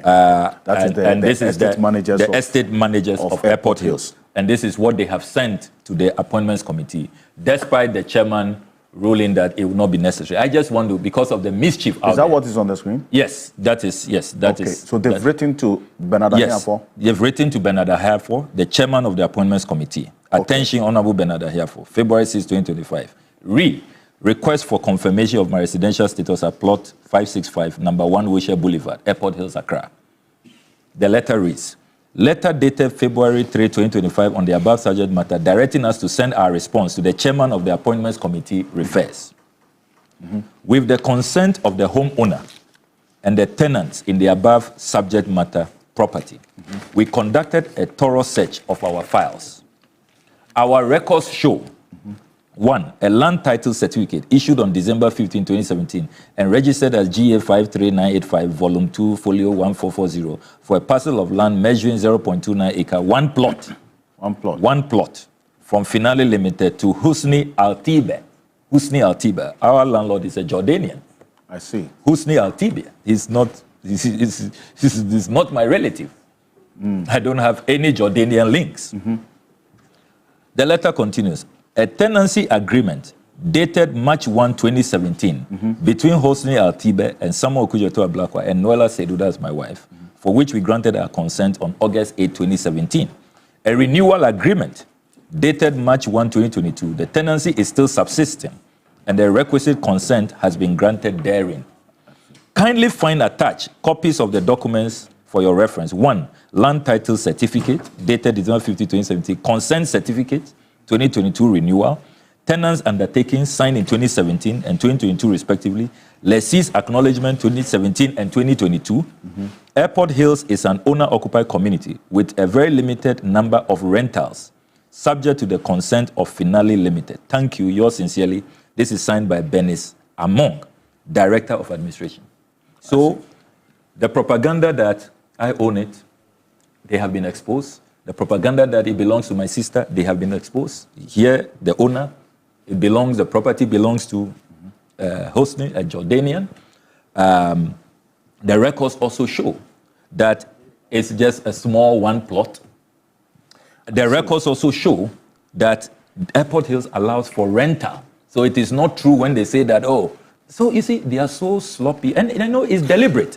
They just, and if you listen to them, it's all because of Oral. That Mr. Oral, he's going around, he's saying, why are we buying land for 42,000 cedis? Why are we trying to buy hotels, Snate hotels? Why are we doing National Cathedral for $58 million? So he should come to Equity with clean hands. So we have to smear him, even if there is nothing to smear. There is nothing that I've done. Look, Alfred.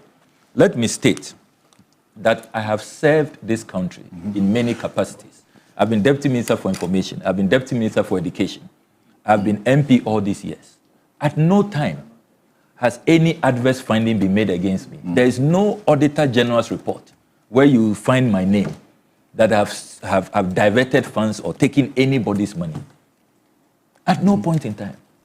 I have attended upon my duties with utmost integrity, making sure that I do not disappoint the people of our country, particularly the youth, who have so much expectation. Yes. So if my crime is that I accepted this oral appointment, and you heard them in Parliament, oh, Mr. Oral, and he's harassing us. He doesn't want us to buy state assets for cheap, and he's preventing corruption, preventing bleeding. So we have to go with him. We have to deal with him. He who thinks he stands should. You heard some of the scriptures they were reading. Should take heed lest he fall. Should this be about? And when you listen to them carefully, it's as though you see politics in Ghana now is become looting, robbery. Come and join us. Why are you trying to portray yourself as a saint? I haven't said I'm a saint, or I don't seek sainthood. You know, I just believe that we should have conviction in our politics, that this is a country where so many people are suffering. Look at the millions out there who can't have jobs. There are no factories. Our factories are collapsing. People can't have potable drinking water, can't have hospitals. Even sometimes some things as basic as incubators. Preterm babies are dying because we don't have incubators. That $58 million we've sunk in a pit. Imagine how it can re-equip all our hospitals. You heard Otum for the last time complain about the state of Komfo-Anokye. All of these billions and billions of dollars that we are losing, you know, and you ask yourself, is it a crime to say that let's all come together and try to protect state resources, protect state assets? It's not about sainthood. It's not somebody saying that he is Mr. Saint or he is an angel. I have not claimed that status. All I'm saying is that our politics can be decent, can be clean. We can, you know, stop the hemorrhage and rechannel those resources to improving the lot of our people. Is that a crime? Okay. Should I be crucified because of that? And then they engage in all of these fabrications. So this document we have just shown, say the chair of the appointments committee has copies of this document. Because I recall that during your approval, the reason why the minority did not take part in your approval was that there were some documents, including the details of your rental in Airport Hills, that they didn't have. The chair had this. Again, the chair has this letter. Yes, and you know the details from the managers. And on that day, even before the vote was taken, despite the chairman's ruling on this matter, I showed him the tenancy agreements. And you see, the claims they were making on the floor is in total contradiction of what transpired and the chairman's ruling. I was not asked to provide that. The chairman ruled that that would not be necessary. We don't do that at the appointments committee. That's not where you declare your assets. Under the law, there is a clear regime of how you declare your assets, where you declare your assets. And you remember I said I didn't mind. If the chairman will allow me, I will list them. I don't mind. But the chairman said, no, we are following the law. You declare your assets with the Auditor General. And I have complied. It will have been a different matter if I haven't complied, and then so you want to then, you know, compel me to do that. But the chairman ruled. So they go about distorting the proceedings, saying that, oh, I was supposed to provide, I haven't. Then they designed a fake flyer that I claim that my landlord has traveled and that I can't find my tenancy agreement. I mean, all because Oral must be crucified. Oral should be vilified. Operation Recover All Loot shouldn't work. You know, we should not go after looting. And they forget that, look, we have come into power now. If what I was doing was just for cheap, narrow, partisan interests, now that we've come into power, I would not even have accepted this oral appointment, because it will mean that it is now my turn to also loot. It's my turn to go and buy cantonments land for 42,000 cedis. It's my turn now to go and grab SNIT hotels, because I'm now in government. And buff in the sky and all of that. So isn't it good for our country that you have people who have come into government and they say that, look, we will accept oral appointments, we will stand by the principles that we were pursuing in opposition. We say we will protect state assets, and we will make sure that the people's taxes go into their development. Look, in my constituency, all our factories have collapsed. Aveime rice has collapsed. Meanwhile, we are spending over $400 million every year importing rice, creating jobs for other young people in Thailand, in Vietnam, and elsewhere. Joapon Textiles has collapsed. That $58 million we sunk in that pit, it can be used to take care of these factories, resuscitate these factories, create jobs for our young people. That $58 million they claim to have sunk in that hole, it can be used to create jobs for the millions who are at home, who don't have jobs to go to in our country, who cannot, attain their full potential and have the dignity of life. So these are serious matters, and it should not be reduced to mischief makers engaging in just dubious and very, nauseating propaganda just because we must smear. Let's present the Ora Chama as somebody who even lacks the credibility, should not even have a voice to say that let us recover loot. I mean, and it's so obvious. It's so clear that all of this is being done because of Ora. You hear them. Afenyo Makin says, oh, why are you raising my 99-year lease with the government? Why are you talking about MPs who have been given cantonments land for 42,000 cedis? Why are you talking about that? The reference was made to the current status of the law, which then allows some of this, the sale of the public lands at such, Please forget about this. Do you know that there was a law backing apartheid? Do you know there were laws backing slavery? So a review of the law. Do you know that all the horrible things we have seen that humanity has come to know about, there were laws, there were parliamentary approvals and all of that for a certain select few, to totally, violate the rights. And you see, these matters we are discussing, it's about also causing financial loss to the state. If we can sell a government land, and I don't believe that even government land should be sold. That's why I made a bold statement during my vetting, that under my watch, no diplomatic property belonging to Ghana will be sold. Not one, none. We should not be selling. We should be adding. Why? Our generation also, as Nkrumah bought and even, projected, our population will grow and we will need more, even had acquired land banks for development so we can build more hospitals, build more ministries, build more schools as we expand. As for our generation, we only know how to sell to ourselves. Are we not ashamed? So look, these are matters I am so passionate about, and I have absolutely no regret. I can say with all honor and pride that I have never purchased a government land, if that is what is killing them. And so they have to go into this whole airport hills hubris, then so be it. I leave it to their conscience. Look, I stand firmly that, look, we should not even be selling these state assets. If in the likely event that we want to sell them, there should be value for money. It should be auctioned transparently. Let us not look at how people in the private sector, Martin Pegbu and Co., they work hard, morning, dawn to dusk.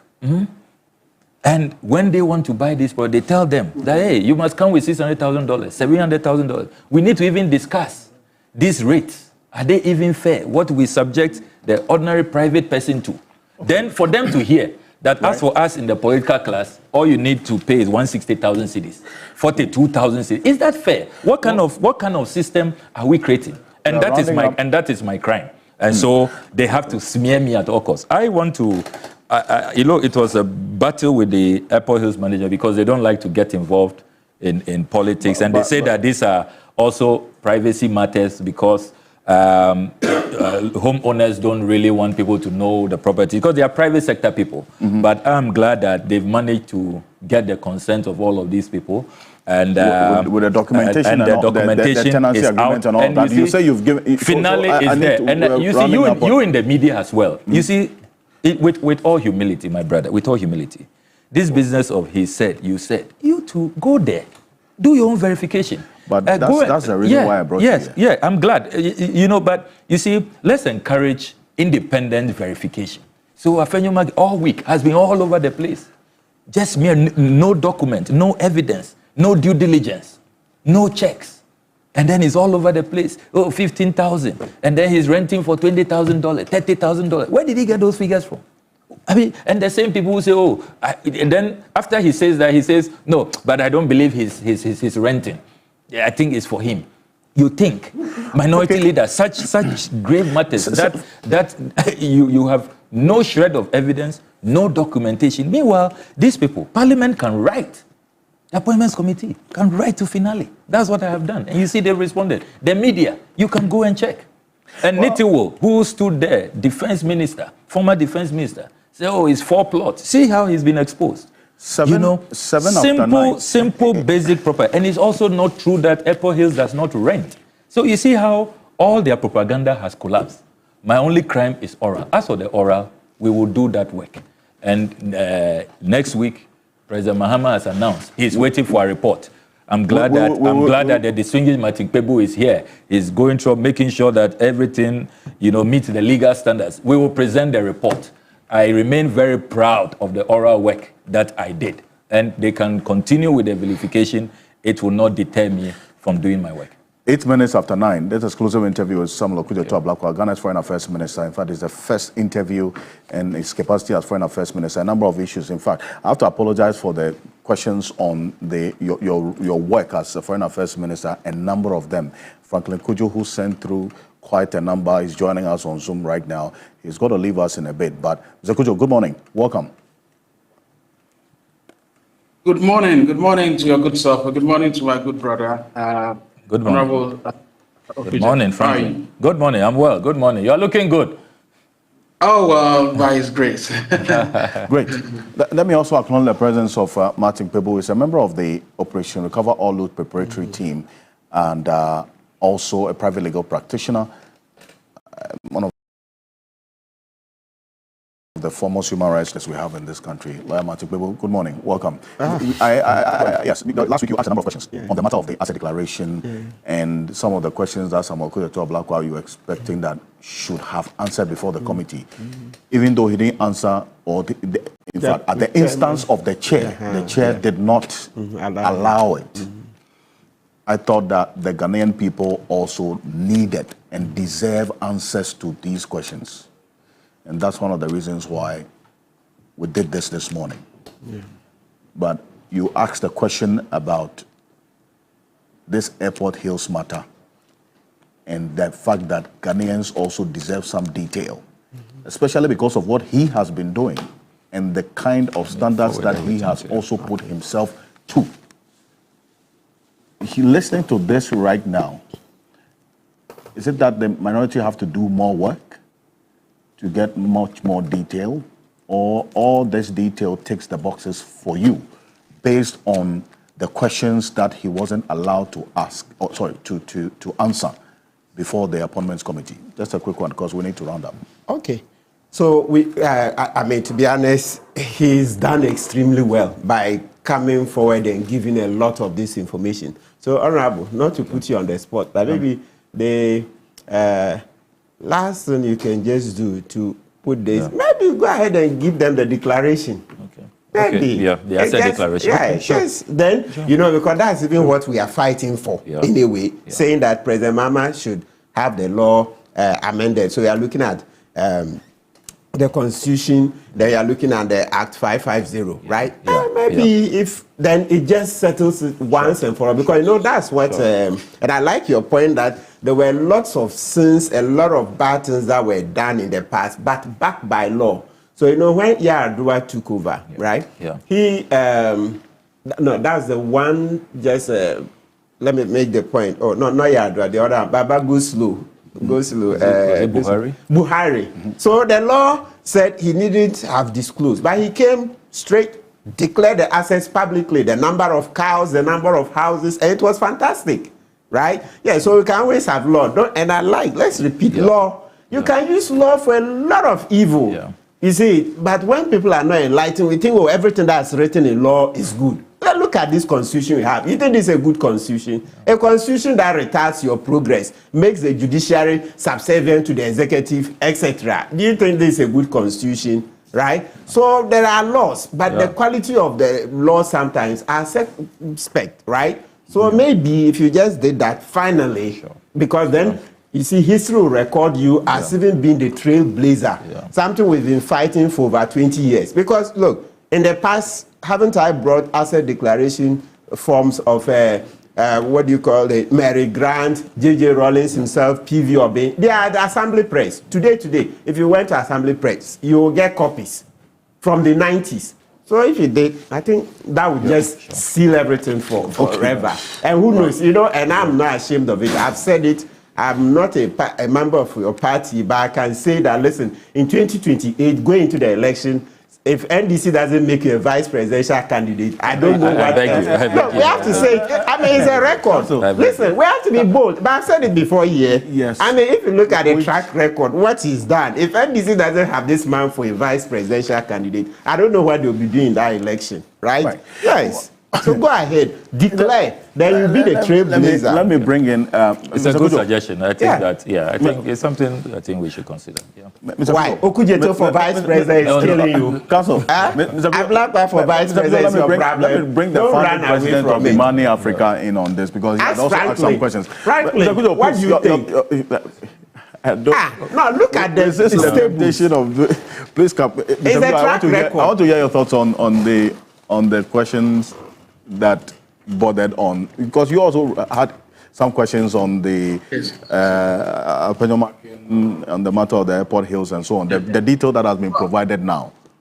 Yes, and indeed, kudos to my good brother Kujeto. You know, look, once you're in public office, obviously every light is on you, right? So it is expected that once there are any doubts that are obviously raised about an issue, I think the person involved should be allowed to explain himself quite well. And I got worried when the chairman of the committee sort of stopped the process. But I think I probably understand why he did that. Now I understand that, well, then everybody, we're going to uncharted waters because anything that thought could be asked.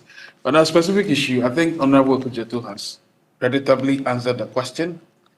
And I think he's provided evidence as well. And I think at this stage, whoever is contesting the matter must also provide counter evidence. And I think I'd like to congratulate him for doing that. I think these are examples we should all emulate. In the heat of things, of course, people would question your integrity and everything. But at least now it's obviously answered the question. And I think the matter should be rested for now. I don't think it is. I mean, why would he lie about a property that is rented? Really? I mean, I was worried that the answers were not. I mean,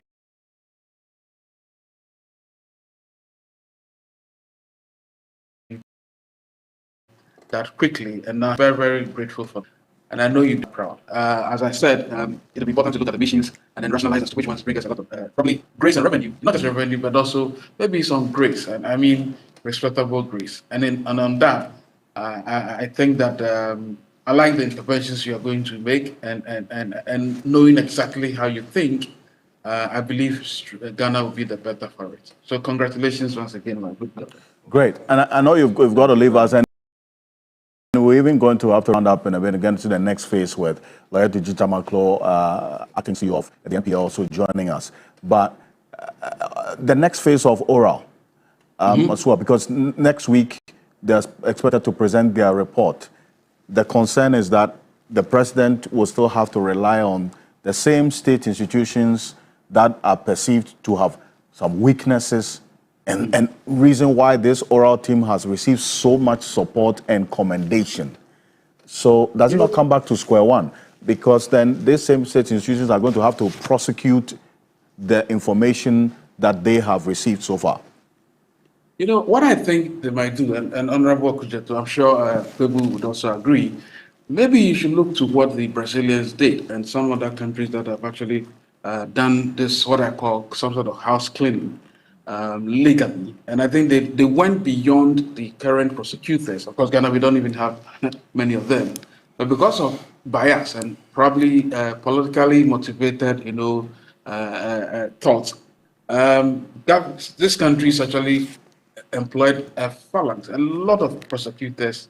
I mean, very credible prosecutors who expedited the process. So I think if we have any fears that the current institutions, including the AG's department, is overwhelmed, I mean, I don't know what the numbers there currently are, but it will appear to me that then what the government ought to do, maybe the oral team should suggest, and probably work with the OSP, get a lot more prosecutors who may not be really attached to, they don't have emotions attached to their positions as prosecutors of the AG department or nothing.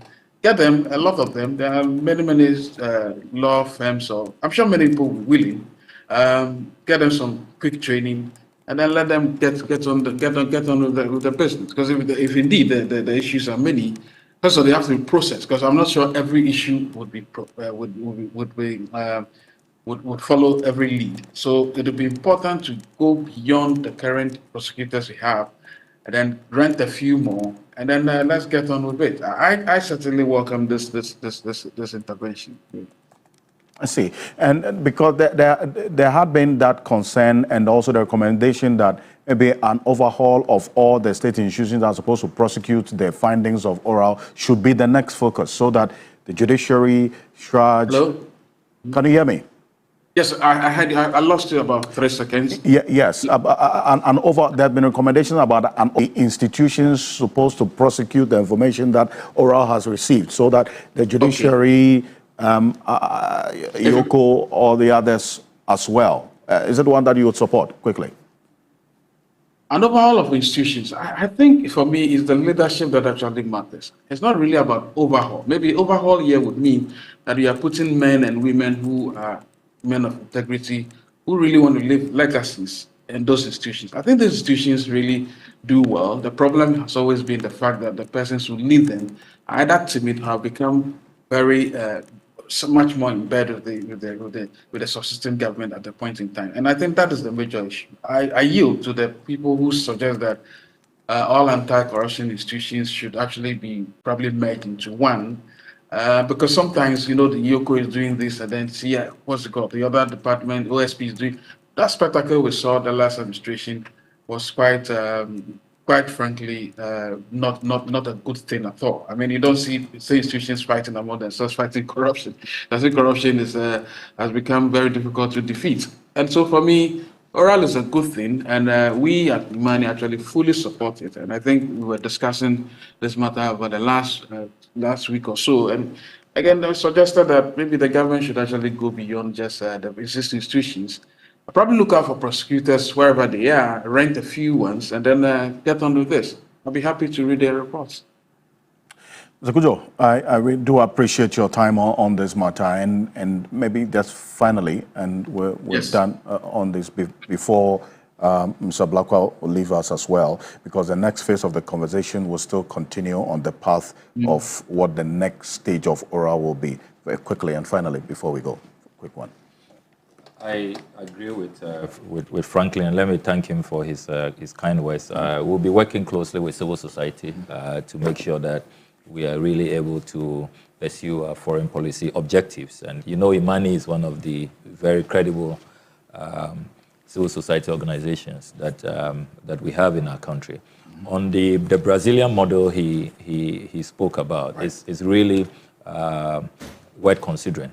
And I believe that open up the space, bring back the tribunals, and try some, new institutions, bring some fresh air, and allow for more room in terms of the focus in dealing with this corruption and state capture related matters. And the Attorney General, the hardworking, dynamic Dr. Ayeni, at his vetting, he indicated clearly that he's committed to these reforms, the tribunals, and giving more powers to our anti-corruption institutions. So I think that in a sense, the NDC manifesto attempts to adapt that Brazilian model. But when all is said and done, it is really about the Attorney General, how he will really pursue these matters. Right. It is about the evidence. It is also about how our judiciary will be. And fortunately, in some of these matters, the judiciary themselves have seen the consequences of this. That the judiciary has a pending case, the Judicial Service of Ghana, about how their properties, their lands, bungalows belonging to judges have been looted.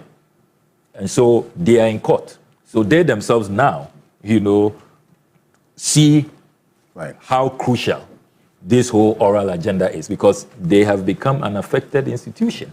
So I expect that we'll see a new attitude.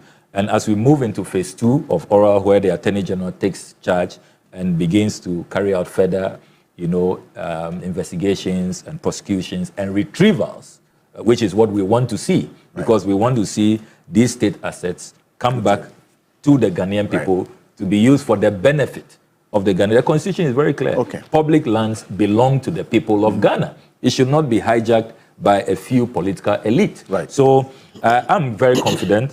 President Mahama has a political will, and he has served notice that those in his government who attempt some of these things will be punished. Charity will begin at home. And I think that should give us, some confidence. And I have confidence also in the Attorney General, Dr. Ayeni, to deliver. As President Mahama certainly will be handing over, the dossier to him.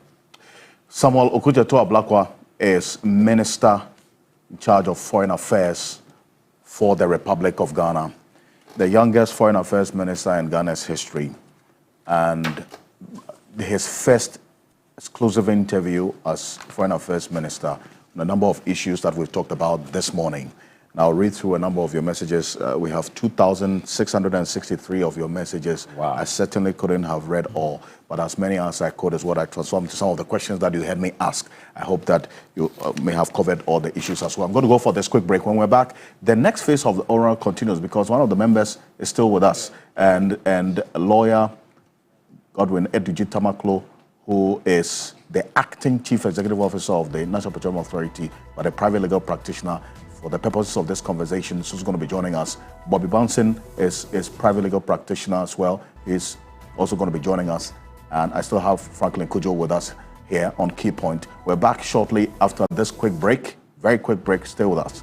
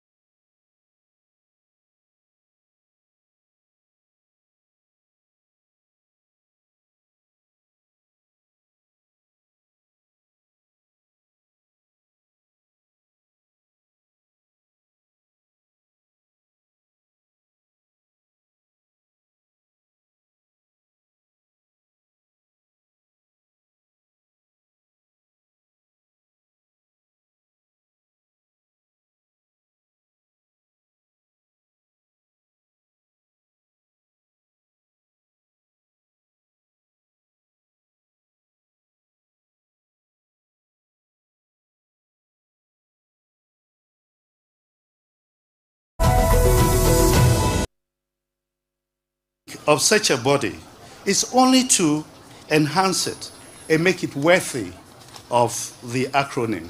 We are all members of ORAL.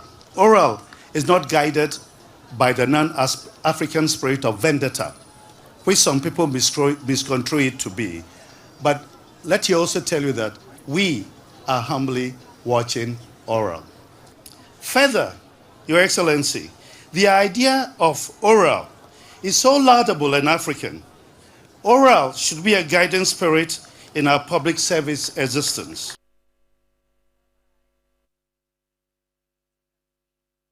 Welcome back to Key Point on TV3. Yeah. We're live on 3FM 92.7, also on TV3 Ghana on Facebook, and DSTV channel 279 all across the world on 3news.com.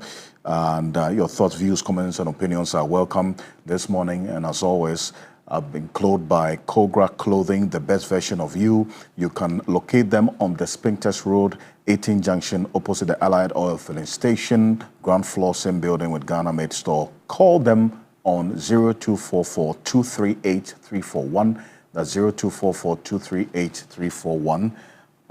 Choose Cogra Clothing, choose right. And you just heard the chair of the Western Regional House of Chiefs there, Nana Kwabena Ketia, the fifth paramount chief of the Sikado traditional area, talking about ORAL, and that he says everybody is part of ORAL. Because he says he's part of ORAL as well, because it is a collective duty in his view and what has to be done. I'm joined in studio by lawyer Bobby Banson, he's a private legal practitioner. He's a lecturer at the Ghana School of Law. Counsel, good morning, welcome. Good morning, Alfred. Thanks for having me. Also, lawyer Edwidji Tamaklo, Godwin Edwidji Tamaklo, is the acting CEO of the National Petroleum Authority and a private legal practitioner as well. Until this office that he is holding, he was Director of Legal Affairs for the NDC. Good morning. Welcome. Have you taken the position away from me? You are. I'm sorry. Very well. So once again, good morning and good morning to my learned friends here. How are you settling in at the MPA? As somebody would say, small. Wallahi, your predecessor promised to save this country. Mustafa Amin said, wallahi, Ghana has to be rescued. Since he hasn't done it, I've been seeing a number of meetings that you've been... At the right time, we talk about that. Today, we are talking about national politics. Indeed. Well, it's also good to have you join us. And a good morning to our cherished viewers. I mean, they take key point to be a religion. So on Saturdays, they don't joke with it at all. So once again, we want to salute them. Indeed, and rightly so. Yes. Hey, then let me also come in and do my normal greetings, right? So let me start with the people on social media. Yes. Zion Farms. Yeah, those who support this program hugely, making it #1 for. I used to say 17 months. Now you're saying it's 22 months. It means I was using old data. 22 months and counting, right? Your #1 talk show program, right? So thank you for the guys, the support on social media, Zion Farms, Lebini, Mani, and the other ones. Then Ganiu Al-Hassan. I think it's a long list. Maybe next week I'll come with a full list. We are very grateful for the support. Yes, this is what we should be doing, citizens being very keen, trying to get information, trying to see the latest on our political sphere, because the politics controls everything. Because once you have the executive power, you end up controlling everything in Ghana. And so we should be happy that our citizens are keen, trying to see how we can move this country forward, right? And so in this regard, I'll repeat that call I made last week, that we beg Mr. Speaker to do something about the speakers, the vetting room, if I call it so, where the vetting takes place. It's way too small. For those who are saying people should sit at home and watch and not come to Parliament, then what's the logic in creating football stadia? People can also sit at home and watch the matches. Aren't we saying people should come to the stadia to support the teams, etc.? And so why does it have to be different when it comes to politics, when we are even showing that even for football and everything else, is the politics that control controls it. You remember a few months ago, Ghana didn't even have a FIFA class pitch to host our matches. We're going to host our matches elsewhere until last-minute maneuvers were made. So please, we need a bigger place for the vetting. Let as many as 1,000 people come. Because if you read the books, Socrates and Plato, etc., you check ancient Greece. Yeah, they will tell you how people used to go to the parliament. Many people would go and support. Because if you don't participate, if you don't take part, you end up being ruled by what? Fools, right? Yeah, and so as usual, I want to greet former Chief Justice Sofa Ekufu Yasantua. Okay. Thank you very much for always wading in. You know, her latest is that the Constitution must be what? Revamped properly, especially when it comes to the judiciary. She says the judiciary is not independent, something that we've also been saying here. So it's good to see a former Chief Justice also wading that the president shouldn't be appointing justices of the superior courts. That's the Supreme Court, Court of Appeal, and High Courts. No. Let's have an independent judicial council that should do that. Let's begin to break the powers down, because Article 58 gives the president too many powers. So even the executive alone is more than sufficient. Why add the judiciary to the president's plate, etc.? Domahini Osiadeyo Ajimanbedu, thank you. Good morning. And then Gamanche. Kentucky Teku through the second. Cecilia Dapa is a champion fighter. Yes, Gamanche is asking Ghanaians, how can one woman have millions of dollars under her bed? That is what we'll be seeking justice for. Okay. Did Oral receive anything on Cecilia Dapa? You know, now, because we are careful not to. The president will formally be making a formal presentation. Yes. But I would urge you to yes, that's the same answer. I would urge you to exercise restraint so you don't disclose the content of your finding, so that once HE, the president, receives the details, he can give the appropriate directions and what have you. So hold on, you have it. It's going to be a public document. Yes, absolutely. So permit the president so that, you know, you have it. A copy will be given to you. But for now, on Monday, HE, the president, will receive the oral report. And on that basis, a full disclosure will be made. So calm down. Yeah. Well, this Mr. Ocansey, this one is not oral, so I can talk about it. Later, maybe the people can choose to bring it under oral. Valco. Valco. Oh, no. It's terrible. You see, some time ago, Titus Glover was here, insulted us, we were a struggling lawyer.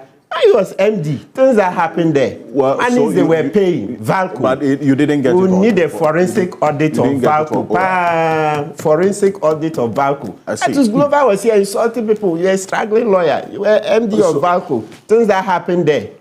The day of accountability will come. Well, we'll wait. As you said, Monday, the report on your work will be submitted to the president, and that would be forwarded, we understand, to the Attorney General.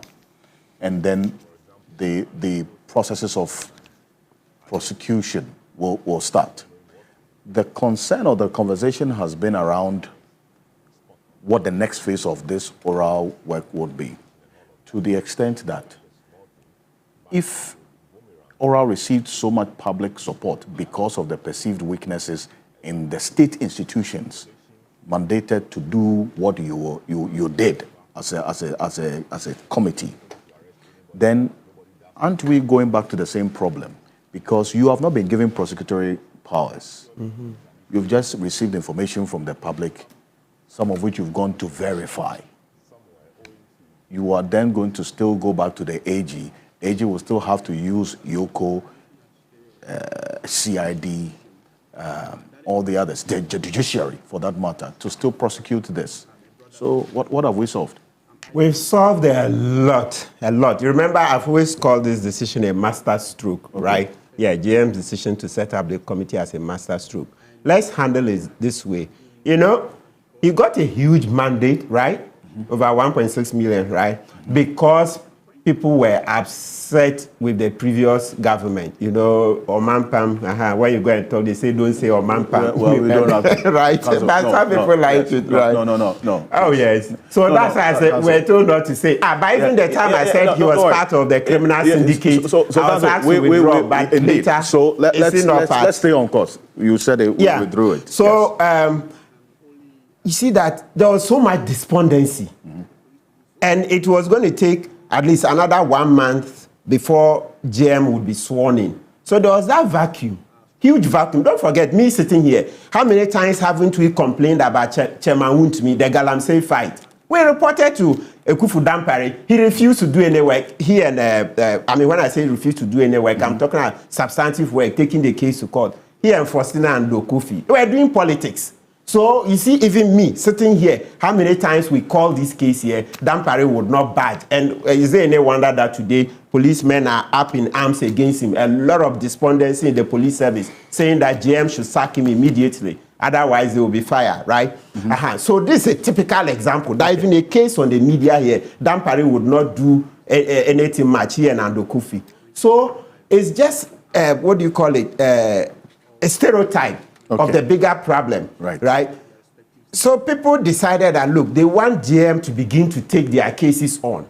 But here is the case, he is one person with limited energy, right? So he needed more people to come on board. And fortunately for us, the Whistleblowers Act allows the system so much so that you can even blow the whistle to your head of family. Right. The elders of your family, your MP, Office of the President, etc. Of course, police and Yoko and the other ones are also listed there. So he saw that, if the law allows even NGOs, you know, the Mary Ada, that, you know, we've had the discussions, she was part of some of the previous discussions, and Okujeto pointed out that, but Mary Ada, people come to you as an NGO to report to you, right? They know there is police, they know there is OSP, yet they come to you. So whistleblowing is part of, natural, I dare say, our culture. So JM just set it up to fill that vacuum, that, okay, take your whistleblowing, take your complaints, take your petitions to the ORA team, all right? So that they can begin to gather them, reorganize, etc., whilst we prepare to take office, and then for the Attorney General to settle in. Okay. So hope, if he had left it, he had let that vacuum for this over 1 month, it wouldn't have been good at all for our democracy. So the first thing we shouldn't underestimate is that it signaled that he was going to walk his talk. Very huge signal that he was going to walk that talk, right? And true, you've seen, and I told you even the first week, I told you that based on information I was giving, remember it was an eye-opener for me when it comes to the work of the OSP. You know how I had largely supported Kisi Ejabin and the OSP this in here, right? But based on information I got in the first 1 week, then that support quickly dwindled because I saw that Ekufuado had muscled Kisi, but Kisi didn't have enough courage to come out against Ekufuado like Martin Amidu. So I was like, Kisi, I thought you were strong. You see how Amidu came out and specifically told us that Ekufuado was stampeding him on the Ejapa report. Kisi came and was trying to be more nuanced. That's why I told Bobby Banson, my good friend, that over the years, he's also becoming more nuanced. No, the country needs straight talkers. Just put it back one time. Don't try to be nuanced. Try to be politically correct. The meaning will be lost. So I was like, Kisi, but if Ekufuado is interfering in the work, be specific. Ekufuado is interfering in this work. Simple. And you think, I mean, what can he do? And from that moment, you would know that even if you drop one what do you call it, drop of blood, will hold Ekufuado accountable. So why is Kisi scared? And the whole system. So that's why I told you that. So for me here, sitting here, having gone on the grounds, it's made me a lot wiser. This is just one example. There's no time to go through other examples. So this oral thing, look, I maintain is a master stroke. Let's just continue to walk that talk. That stage 2, which will be the investigations and prosecutions, will also be good. Right. Counsel, thank you. And Bobby Bunsen, does it really, based on the detail that a member of this preparatory committee has given, and what the next phase will look like. Does it answer the questions about any difference being made with this team and the work that they have done, being that interface between the citizens and the state institutions, even though there was still the Whistleblowers Act that enabled some sort of protection for whistleblowers to go into these institutions, which was not being done, but then the oral team received so much commendation and support and public trust that they have so much to even give to the president for onward prosecution. Thank you. I was following Senior Table a lot. Then he threw in the issue of the nuance. I don't know whether to respond to that. Now you are politically correct. No, you can't. You respond to that. I think that, you know, and I've told you, Alfred, before, yes. And these are discussions that I've had with Senior Table a lot of times. Sometimes you find yourself in a position where your fidelity is not to any political party. Your fidelity is to the law and your understanding and appreciation of it. You may be right, you may be wrong, but at the end of the day, you should walk away knowing that I said it the way I understood it. And I don't think that every person you invite here, you expect us to have the same opinion on a subject. There are some subjects where, because of judicial decisions, there are no dissent on it. We all agree. Mm-hmm. There are some subjects too where, because of judicial decisions, you have different interpretations. There are some that there are no judicial decisions at all. So it's subject to various interpretations, indeed, depending on the facts that are available to whoever is interpreting it. And so, I mean, Mr. Tebu has said... in fact, we put value on divergent views. Yes. It's important. I'm just going to say, you know, when you started, you gave a lot of shout-outs, like we used to call it. Indeed. To a lot of your people. Still do. You know, unfortunately, I don't have that following or constituency anywhere that I have to satisfy. My friend here, Godwin, sometimes we agree on issues. Sometimes we don't agree. And when we don't agree. That's it. And, you know, but at the end of the day, we both know that... That's the beauty, yes, you are saying it depending on the facts available to you, indeed, and then your understanding of it. Now, you've asked the question, what is the next phase of ORA? I don't think that any right-meaning Ghanaian would resist any attempt for probity and accountability. That is the cornerstone of our constitution. I mean, if for me, as young as I was during the times of the late President Rawlings, one thing that I heard my people speak about with him, when you mention Rawlings, you are talking about probity and accountability. And he doesn't mind whoever you are, whether in his party or not in his party. Those were his key words. And you see the Constitution cuts through all of it. Yes. Now, I was happy you mentioned the Whistleblowers Act. So as we speak now, the concept of ORA is not new to our laws. Yeah. It is not new to our laws at all. The Whistleblowers Act permitted persons who have information as to any form of wrongdoing or breaking the law. There is no limit. Anything that you think somebody else is doing to break the law, you can go and report. Now, the Whistleblowers Act has provided for the persons that can receive such reports and what can be done after the report has been received. Indeed, a member of parliament is mentioned. So I was happy when the oral committee had a member of parliament.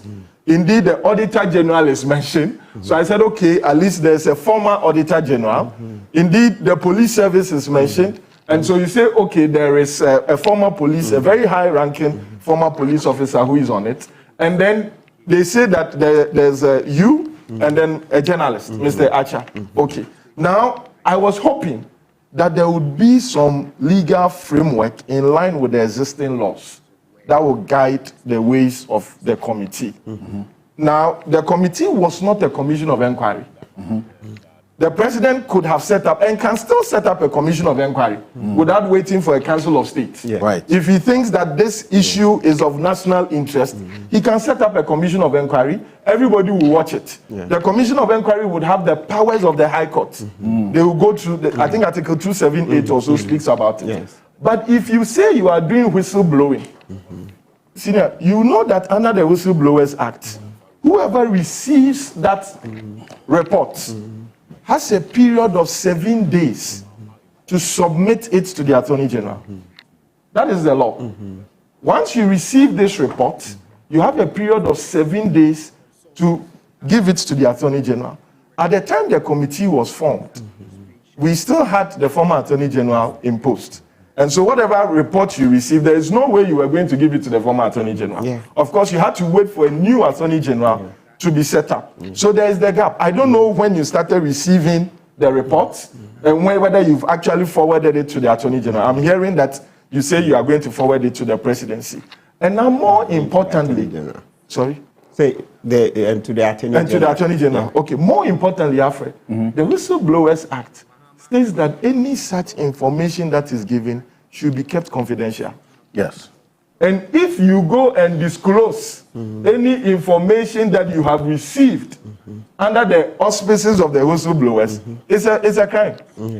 It's a crime. Yeah. And so some of the information that had been received by some persons or allegedly received that have found their way into public domain, that was where I was worried.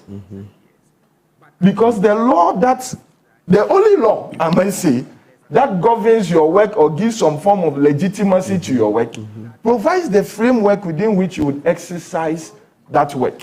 One of them is the 7 days. The other one, which I was very concerned about, is the confidentiality. Remember, they are not an investigative organ. They receive it, and then they carry it to an organ of the Attorney General, who then forward it to the organ of the state that is responsible for investigations. And so if I come and tell you that, Senior, I have information that X person has acquired government land for 140,000 cedis, very outrageous amount. In the context of how much Lands Commission normally gives land, they will do premium, blah, blah, blah, blah, blah. I wasn't very happy when I saw that information come out. Because it is information that you received exercising certain authority under a certain law. And that law provides that when you receive it, you must keep it confidential and then take it to the Attorney General, who may then refer it to the appropriate institutions. Now, we have gone round, we are here. What do we do from here? I am hoping that once the Attorney General receives it, he is going to forward it to the necessary state agencies. I think those that can be investigated and prosecutions to be done at that state should be done. But I also think that going forward, especially I've heard thoughts about a private member's bill or a bill that would make sure that government appointees do not receive or do not buy lands or state assets. I think that we need a commission of inquiry. A commission of inquiry? Yes, I think. Into the sale of public lands? Public lands. For whatever period that we think that may be relevant under the discussion. Okay. So that the membership will not be seen as if it is only for political purposes. It will be presented as a national thing. So that every person or every such information, the provisions for the Commission of Inquiry would be able to go to, and recommendations will be made. That may be the basis of the next step. And they will be able to say that, for me, this is the legacy that was left from the work of this ORA committee. Okay. And so I do not think that it should be only left to the Attorney General, but beyond that, now that His Excellency is actually the President, because at that time he was not, he can exercise that power under Article 278 to set up a commission of inquiry and then say that, okay, this issue of acquiring public lands and state lands, we want to, as a people, to be able to give directions. Remember, there's already a Supreme Court decision that says that a public officer is not necessarily prohibited from acquiring public property as long as he goes through the due process. Yes. And it's a Supreme Court decision. And it was given, the lead judgment was by your favorite, but you always give Sophia Akufu. Yeah. You understand me? So if we have to, as a country, decide to depart from that Supreme Court decision or whatever comes with it, I think that a commission of inquiry would investigate these matters, come up with solutions and a report, and see the position of the presidency towards it. And so going forward, I think beyond submitting it to the Attorney General, the president may have to consider, because he doesn't need the Council of States to do this. He doesn't need Parliament to do this. He can do it on his own, to set up a committee that would undertake the hearing and inquiry into what has gone on over the years, and then give recommendations going forward. So the legality of oral, that question is not in doubt. It's been settled, answered. it has its place in law? For me, yes, it has its place in law. Except, like I said, that the way some of their activities was not done in accordance with the Whistleblowers Act. Counsel. Yes, so I think that we need to put matters in proper context. And the context gives us a better appreciation. First of all, as we appreciate, Article 41F of the Constitution places a responsibility and duty on every Ghanaian. Now, that responsibility is to prevent the misuse and abuse of public property. It's the duties of a citizen. Eh? It's the duty, fundamental duty of a citizen. So the membership of ORA, the committee, even stand alone, have that responsibility. So constituting them does not derogate from that constitutional duty placed on them. Now, the point has also been raised as to what approach ought to be used. One, whether a commission of inquiry, as stipulated by the Constitution, because of the public interest nature of it, or the approach adopted by HE, the President. Now, based on sound legal advice and our own experience with Ghana 50, and the reasoning of His Lordship Justice Samuel Mafosao, may he so rest in peace, where the court made the point that because of the constitutional, dictates relative to commissions of inquiry, it does no longer becomes appropriate to go on that route. Because if you recall, after the work of Ghana at 50, prosecutions were mounted on the work. Yes, subject to further police investigation. And if you read the ruling of His Lordship Justice Mafosa, he makes the point that the Attorney General concedes at a point that yes, there was a commission of inquiry. However, the police further conducted further investigation on the basis on which the trial proceeded. Then he likens the scenario to the biblical position where Apostle Paul and co, they had to go on appeal. And therefore, once the commission of inquiry route makes it a judgment of a high court, you place limits as to what you can do with that outcome. And so in this matter, if HE, the President, had used the commission of inquiry based on the soundness of the decision by His Lordship Justice Mafosa in the Ghana 50 ruling, would have placed some legal limits to the outcome. And possibly would have provided an immunity to persons whose conduct may become the subject matter of what ORA did. So I would not, with the benefit of what happened in Ghana 50, advise HE, the President, to proceed on that tangent. Because then would have turned their work into brutal fulfillment. Would have just been paperwork for the optics.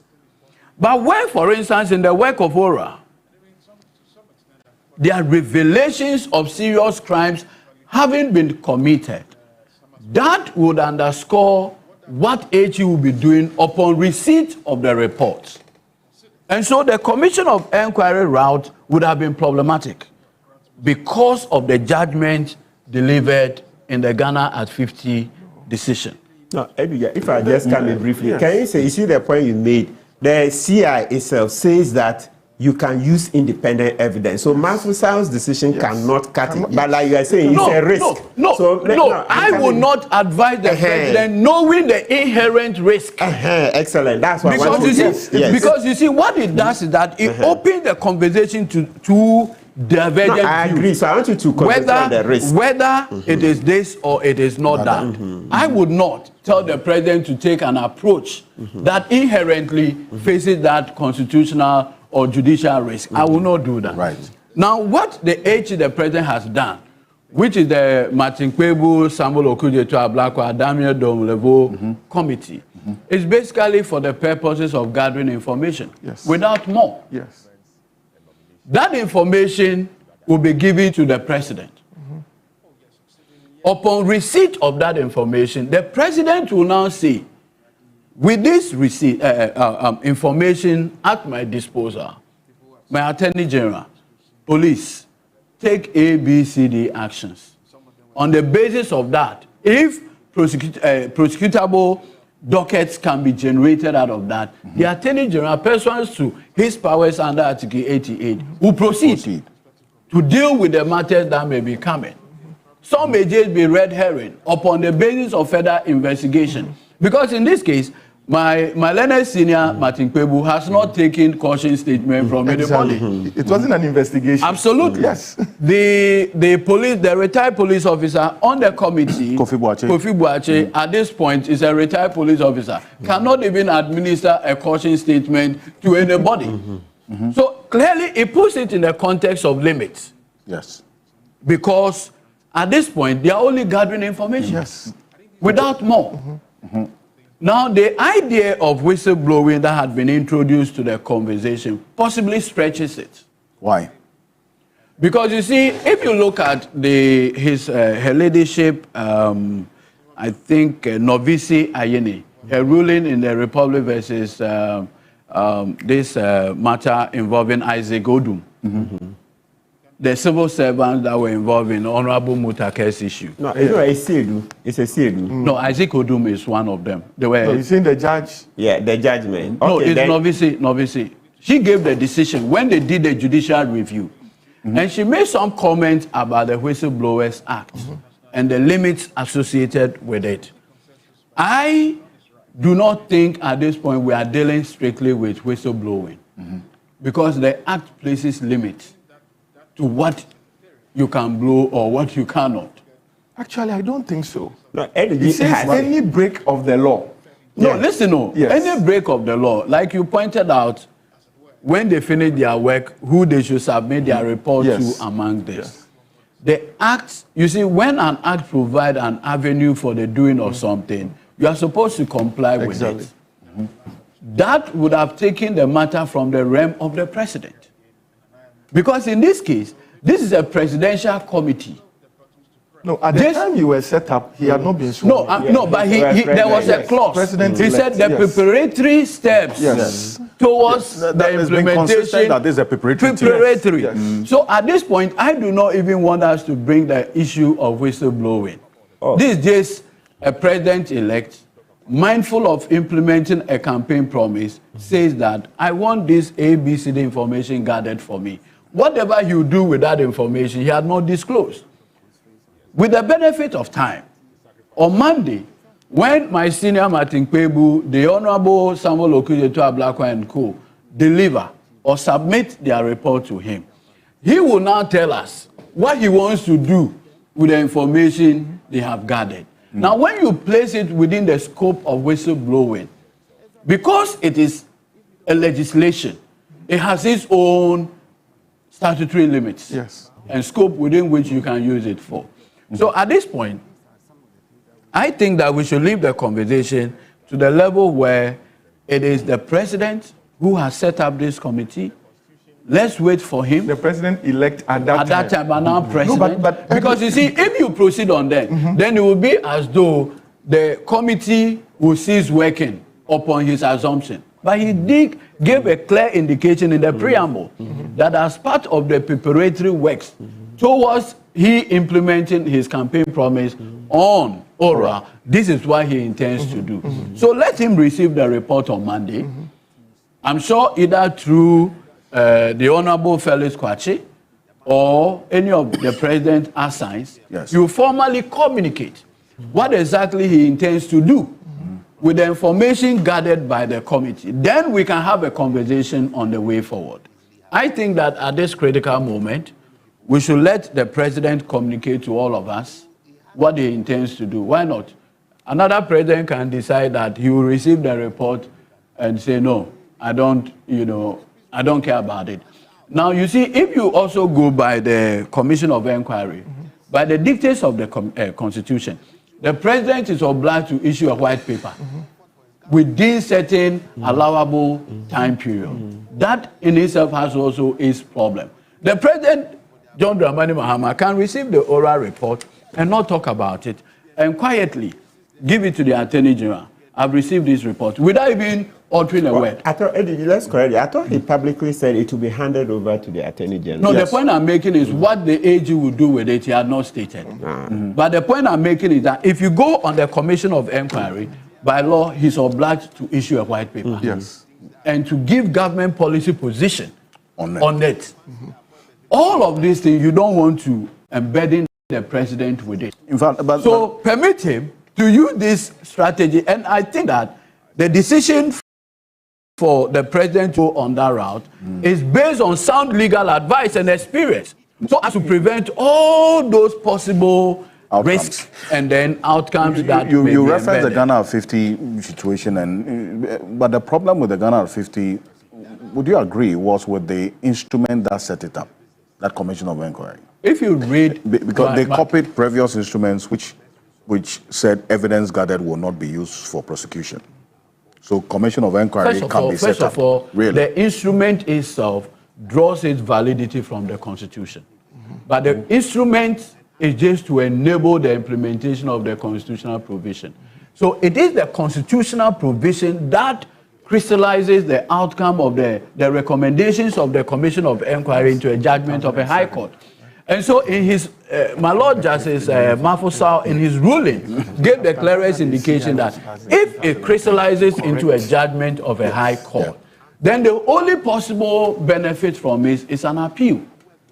Godwin, you see that so in 2010, based on the problems with the Ghana at 50 thing, a new CI was passed. That's the one that says you can use the evidence if you gather it independently. Yes, the problem that we found you can even see that even after Ghana at 50, even after Ghana at 50, we went back to Brazil, and that was also a commission of inquiry. But the point I'm saying is that there are constitutional limits. Yes. Because it's clearly the Constitution that says the outcome of the work can crystallize into a judgment of the High Court and not the CI. And that provides a judge the benefit of interpreting it anyhow. Why would you want to take that risk? Especially of a president who had given a determination that I want to ensure that in appropriate cases, there are accountability. Right. Why would I take that inherent your challenge is that, so that I understand, sorry, yes, is that if we use the Commission of Inquiry route, the possibility of the outcome of that crystallizing into a judgment of a high court, that would mean that it will limit the Attorney General from taking, let's say, prosecutorial steps based on that. And I think it is a risk not worth it. Now, with the work the president has gotten Martin Kpebu and others to do, the risk is still there. No, it's not. There's no risk because at this point, look, it is nobody took or gave a statement under oath. Right. Nobody gave caution statement or anything. So, I mean, this is like any other group of persons going out there gathering information. Beyond that is the one who will receive it and what he intends to do. So that risk is completely minimized. In fact, it is non-existent. And if you recall, the learned Attorney General, during his vetting, at that time designate, when the issue of ORA was put to him, he provided a constitutional context and said, look, ordinarily, for all of us as citizens, we are enjoined to even report crime. At the point of reporting the crime, it's nothing. Because then, the concern raised by the minority, which has to do with the requirement of due process, that was their fear. That if you are not careful, you may be engaging in revolutionary justice, as they called it. What safeguards do the Constitution provide for you? The requirements of due process. That is where we'll be getting to the next stage. At this point, it's just information gathering, without more. But that information gathering, let's round up on this. Some have been made public. That was my concern. Because if you are gathering information, where steps, so the president, like I said, I think everybody would support the president in an attempt to take steps to ensure that some of these incidents are not repeated. Because it's government of Ghana or state interest that is at stake, not any political party, not any person walking in the corridors of power. But if, as you have said, Godwin, that all that the committee did was to gather documents, evidence, give it to the presidency. And you have said that because the president used this approach, it means the president can decide to do what he wants with that information. I am very sure, because it was one of the pillars. No, he's amended it. The president said he will hand over to the Attorney General. Yes, but he has said that at this stage, we have to wait for the Attorney General and the president to let us know how they want to proceed with that. And what I'm saying is, if no step is taken, then we will all not be happy. We will all not be happy. No, with the president, I know, and how, the fact of the demonstrable fact that he's in hurry.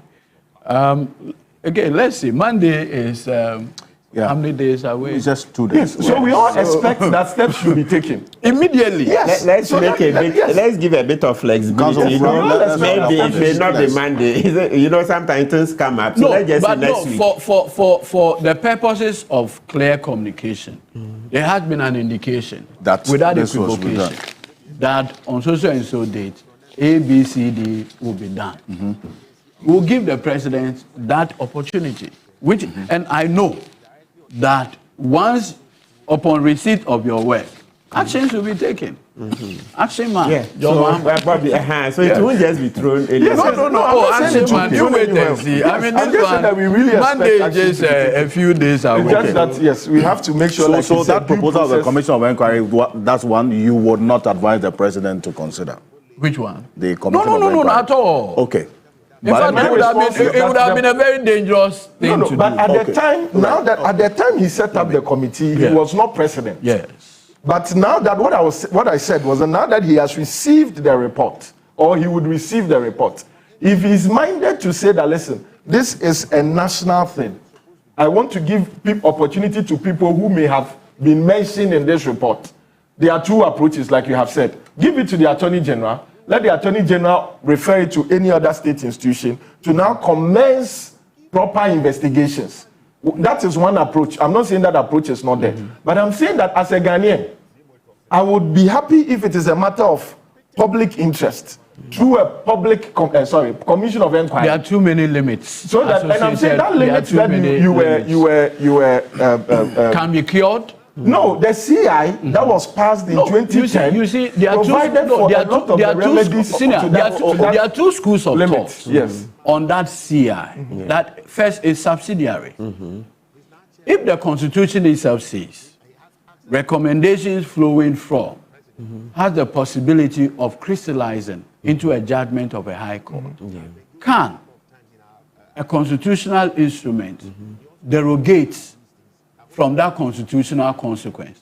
That opens the floodgate for somebody to challenge the outcome. But you see, you see, it is too much of a risk. And so far, the approach adopted by the president provides a desirable outcome. Martin Kpebu has not accused anybody of wrongdoing. Oh, he has. That I'm not aware. Beyond his public commentary. Beyond his public commentary. But in the work as oral, I think Akufo-Addo should be prosecuted. No, but that's part of your public commentary. Information that has come to him in his capacity as oral have been made public by him. No, but the disclosure that, okay, we have received information from National Service in respect of ABCD Gosling. In on this does not mean that you have convicted or judge those. No, the law says you should not make it this public. one is a settlement. No, we are not dealing with let me answer. Hold on. When the president, you see, the president, based on sound, when the president put up this committee, he was very careful not to say that he's doing this pursuant to any existing legislation. I agree. Absolutely. Because you see, once you subject to the dictates of a legislation, it places limit and scope. But he said it this morning. No, but what I'm saying is that... repeat what I said. Okay, it's possible that he may... I said it's within the law. Yes. But did I say that's what the president expressed? No, the president was very clear. That it's within the law. To that extent, okay. I think that clarification is important. Let me make the explanation. I think you guys have spoken. I've been quiet. Let me come in. No, wait. Well, I started with him for a good reason because he has to. Sure. The work of the committee is not defined by the Whistleblowers Act. Period. But I'm saying that it's within law, showing you that, oh, what the president has done is not new, but that these are already, there are already provisions in the law that even support what he's doing. Okay. And besides, let's even come here. Your worry is, you're talking about Atubre's land matter. You said there was something that came from said, so which one specifically? I don't know his name, but I know that you issued that somebody had bought a land for 140,000 or so. Oh, that I didn't. Okay. So I think it was pursuant to a Facebook post. But let me explain and then how that one lawyers of one of the individuals involved reacted. Subsequent yes, it's that one that I'm talking about. So subsequent to that, the Honorable Samuel Okujeto brought what appears to be the lease agreement or something. Yes, that's the one I'm talking about. To the extent that the lawyer said nothing of that nature existed, with the lease agreement, they claim that a land in cantonment that could cost about $700,000. I've never had the opportunity of, looking at such transactions, and that $700,000, if it's sold on the open market, would have been beneficial to the Republic. Okay. And when you buy it at 40-something thousand, it's way below the market value of that, and that at that point. Pursuant to the constitutional provision, Article 41F, citizens are permitted to stop such transactions because then the state will be losing money. Okay. Within. So that's it. Okay, so let me come in 1 minute on the. So Anansi, if that's that one, so there's this other angle to it. Okay. They're saying the one that, yes, I mentioned here that I was informed, right, that he had reached out to settle by saying, I'm returning it. So the context in which the statement was made is that, oh, this land has been offered back. So it wasn't anything that was going to be used for further prosecution. Okay. Yes, because the information I got was that, oh, he says, look, take your land. I don't want any more anything to do with it. Okay. That was the context in which it was said, but not a live and this hot matter that is going on for investigation. Not like the VACO one you have threatened. But the VACO one, he pointed at the VACO one. He said it's not oral. Not oral related. That had to be clear. On the Zambian. Because Zambia was part of the previous administration. So I don't know why JM. I beg you guys look into Zambia's appointment. Let's see. No. Because from what I'm hearing, there's because you've fire. Indicated that It's fire. A lot of work. So how can somebody be in management in the previous administration? Now he's made the MD. He's going to cover up. He's going to cover up what they did. Okay. It's 18 after 10. Here on Key Point, also live on 3FM 92.7. Also on Facebook, TV3 Ghana on Facebook, and on DSTV channel 279, all across the world on 3news.com. This is just a conversation ahead of that presentation of that report by the oral preparatory team. And after the presentation of that report, next week we would have to also talk about a full detail of what the next phase will be would be presented by the president, because I'm sure, Council, after the presentation of your report, then the president will detail what the next phase will be. If it's going to be a commission of inquiry, which Lawyer Dudi Tamaklo doesn't think it is the way to go, because of all the issues as outlined, Lawyer Bobby Bansin believes that a commission of inquiry could be one of the ways to also address the details of the said report by the oral preparatory team, so as to also invite the people who have been cited in there to publicly also set a national policy on the state. For me, that is my emphasis. Lands. Yes. Okay. Yes. We'll set a national policy. Honorable Ablakwa is doing a private members bill in Parliament. Yes, I mentioned that I've heard that approach is also there. Yes. I see. But how about, quick one, how about a commission of inquiry publicized so people who are captured in this report are given a hearing? We all see what goes on at that said commission of inquiry, so that the public would also be apprised with their responses and what they have been cited for in the said report. How about that? Now, you see, if at the end the president receives this report and believes that, and obviously with consultation with his lawyers and advisors, comes to the conclusion that crimes or potential crimes have been committed, nothing precludes him from then asking the Attorney General to conduct criminal investigation into these matters. Now, the criminal investigation will definitely comply with the requirements of due process. That due process requirement includes, but not limited to, the fact that the persons who are named will be given the opportunity to offer statements to law enforcement officers. Okay. It's also important to say that the current Attorney General had made it clear that he is going to set up an investigative body within the office as to ensure the integrity of the evidence that will be gathered. Right. And so all the safeguards provided in the Constitution for a person suspected of having committed an offense would all be complied with. Okay. And so whatever approach the president takes, particularly if it involves the commission of serious offense or any other thing, the benefit will be accorded anybody. And I'm always a person who appreciates the requirements of fairness. Right. That nobody, it doesn't matter how grievous your offense may be, should be condemned without the benefit of hearing that person. That is a requirement that our Constitution says we must. And our President, John Dramani Mahama, is a constitutionalist. He believes in the 1992 Constitution and will not do anything outside the safeguards provided anybody under the laws of this country. And that leads us to our next issue here on Key Point. In fact, yesterday we got notice of the Attorney General, the Venerable Dr. Dominic Ayeni, discontinuing a number of cases in addition to the ones that he had discontinued sometime last week. The cases against the Democracy Hub protesters, we have a copy of that we'll put on the screen shortly. The Attorney General discontinued the case against the convener of the Democracy Hub protesters who were arrested for demonstrating against illegal mining. And then also he withdrew the charges against Collins Dowda and 4 others in the Saglemi housing project case, which has been running for quite a while.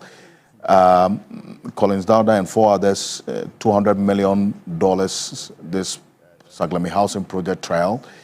An only prosecutor notice was filed at the High Court Financial Division 1 in Accra, confirming that the state will no longer pursue the case against Alhaji Collins Dowda, former Minister for Works and Housing, Kwaku Agyeman-Mensah, and Alhaji Ziblim Yakubu Novitete Angelo, and also Andrew Cloconas. The notice signed by the Attorney General, which we have a copy of, was filed in February. That's a couple of days ago, in fact, bringing an end to the prosecution's case against the accused. And that's what you see on the screen there. About 53 persons were arrested in this matter of the Democracy Hub protesters. In fact, they are not alone in this. The AG also withdrew the charges against the former Senate boss, Dr. Ernest Thompson, and also 3 others as well.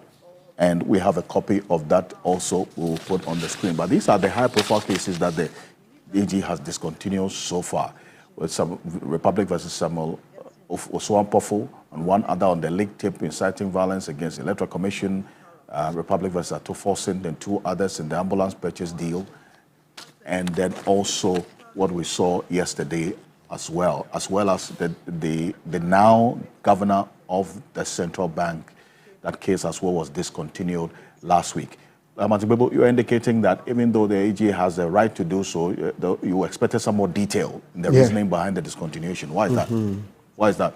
Yes, so that it will be clear to us the basis on which the decisions were taken. You see, we've been saying it every day, and it's good we keep repeating, because repetition is just like the Bible. We've been reading the Bible or the Quran from infancy, and we still keep reading, and we get better insights each time we read.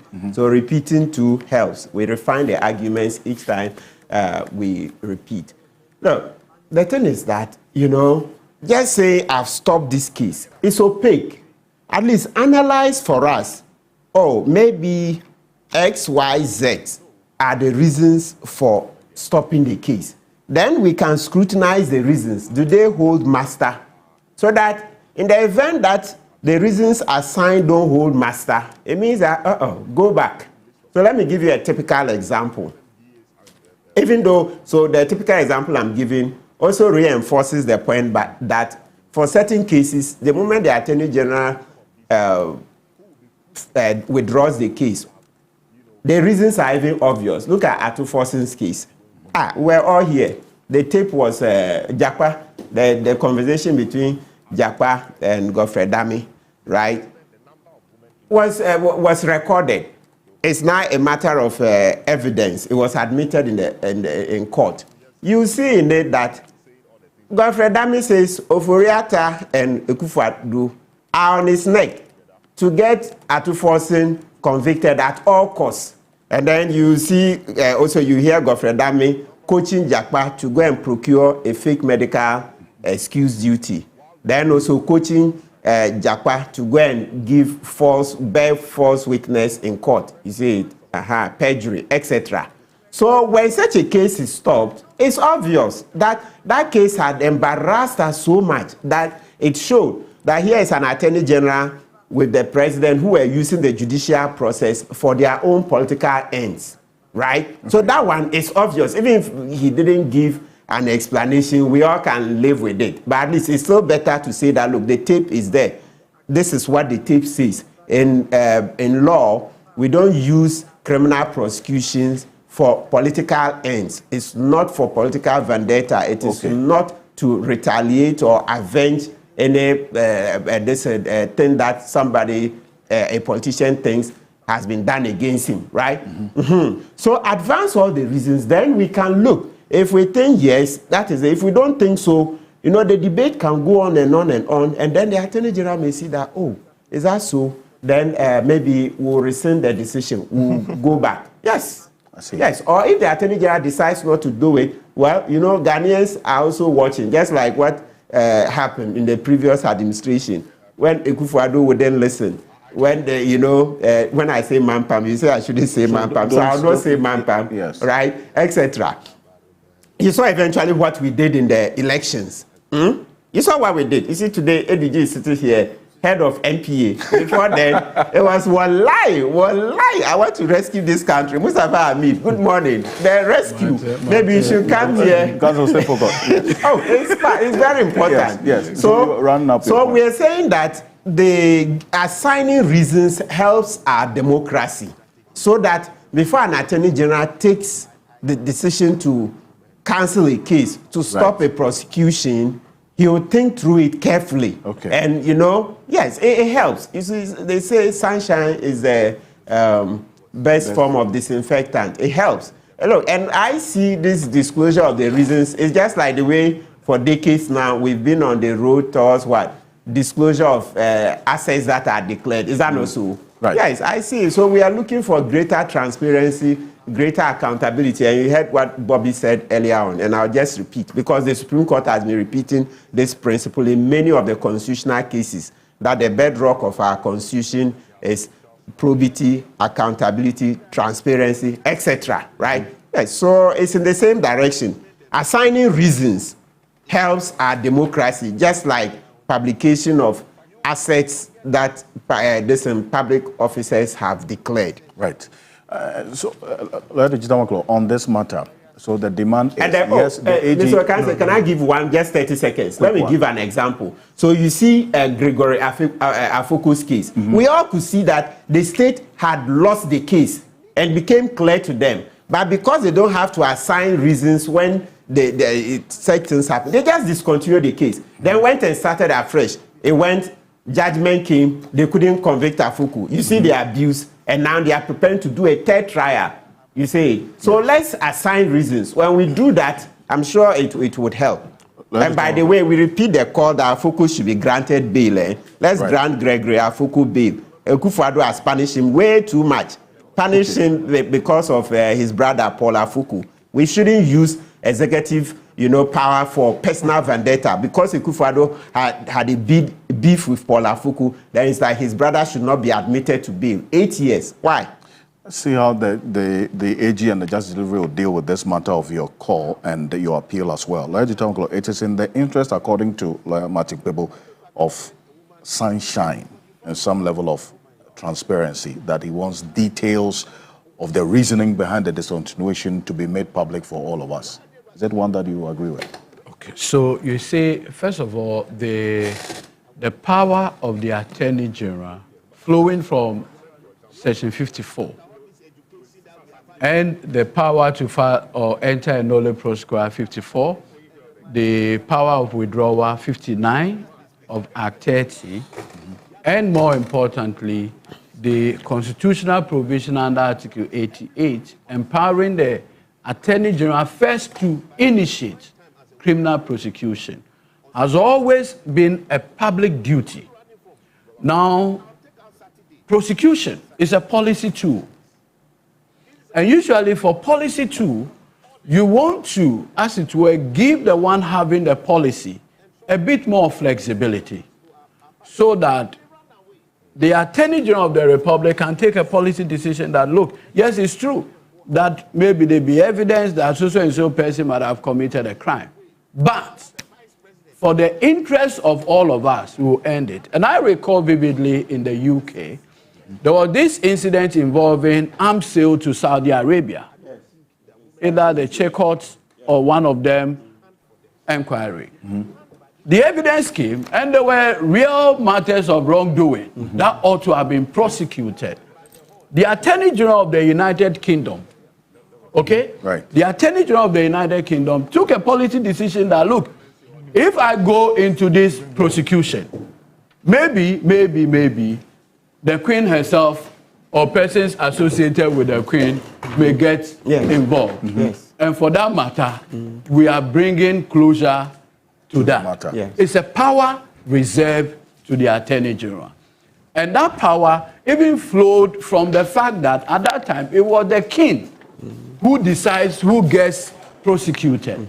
And for that matter, you needed to give the King a certain laxity in terms of taking said decision. So if you look, the case you reference, my Lord Justice Mafusaw's decision, may he so rest in peace, in the Afoko versus Attorney General decision, if you look at that decision, yes, Afoko never challenged the constitutionality of the Attorney General's nolle prosecutorial power. However, gave an indication that the exercise of that power should conform with the dictates of Article 296, particularly C, the requirement of fairness, because that can also be subject to abuse. Absolutely. In the sense that you have a situation where in the Afoko matter, the prosecution had closed its case, the judge was just willing to give further directions because it was a trial by indictment. Just then, the Attorney General says, we are filing a nolle pro, and felt it was unfair to him. Having gone through all this. But the courts in its wisdom said, no, the Attorney General, and look, if you look at 54, it says at any stage, at any stage, emphasis, the Attorney General reserves the power. As to whether reasons should be given for that exercise, I don't agree with the requirement of providing reason. Why is that? Because of the policy implication for prosecution. Prosecution is a policy tool. It's a tool for social engineering. It's a tool to do many things. If you have to assign reason for the exercise of that power, it may open up a Pandora box. And I think from a policy point of view, that disclosure is not material. But you see, the conversation had been raised relative to some of the cases. And I make particular reference to the Republic versus Dr. Johnson Esiama. Look, you, the journalist, should be doing a right of information request. Under Godfrey Dame as Attorney General, did he receive briefing from his own attorneys to discontinue the trial? No, as far as we don't know. Good. That's what you should find out. So that if you, an Attorney General, your prosecutors are telling you that there is no evidential basis to continue with this prosecution, then we should know why you want to continue. That's a CMS case, specific. Yes. Okay. You understand? Was Godfrey Dame at any point briefed to stop the prosecution of Esiama? If so, why did he continue? But somebody who asks Agojo. But then somebody who just asks Agojo. And you see, these are very serious matters. Look, the prosecution of Esiama was completely unwarranted. Esiama was only prosecuted to shut him down. Shut him down from what? Good. If you recall, in the very early days of the Akufo-Addo administration, they raised this issue of interoperability. Of the three governors, the governor, the two deputies, it was Esiama who did a press conference to defend that decision. Because at that time, Vice President Dr. Mahamudu Bawumia needed to criminalize the interoperability contract in order to award the contract to a different company. And so when Esiama did that press conference, Dr. Esiama did that press conference and said at the time, the decision by the Bank of Ghana to enter into that contract was based on sound judgment and the numbers.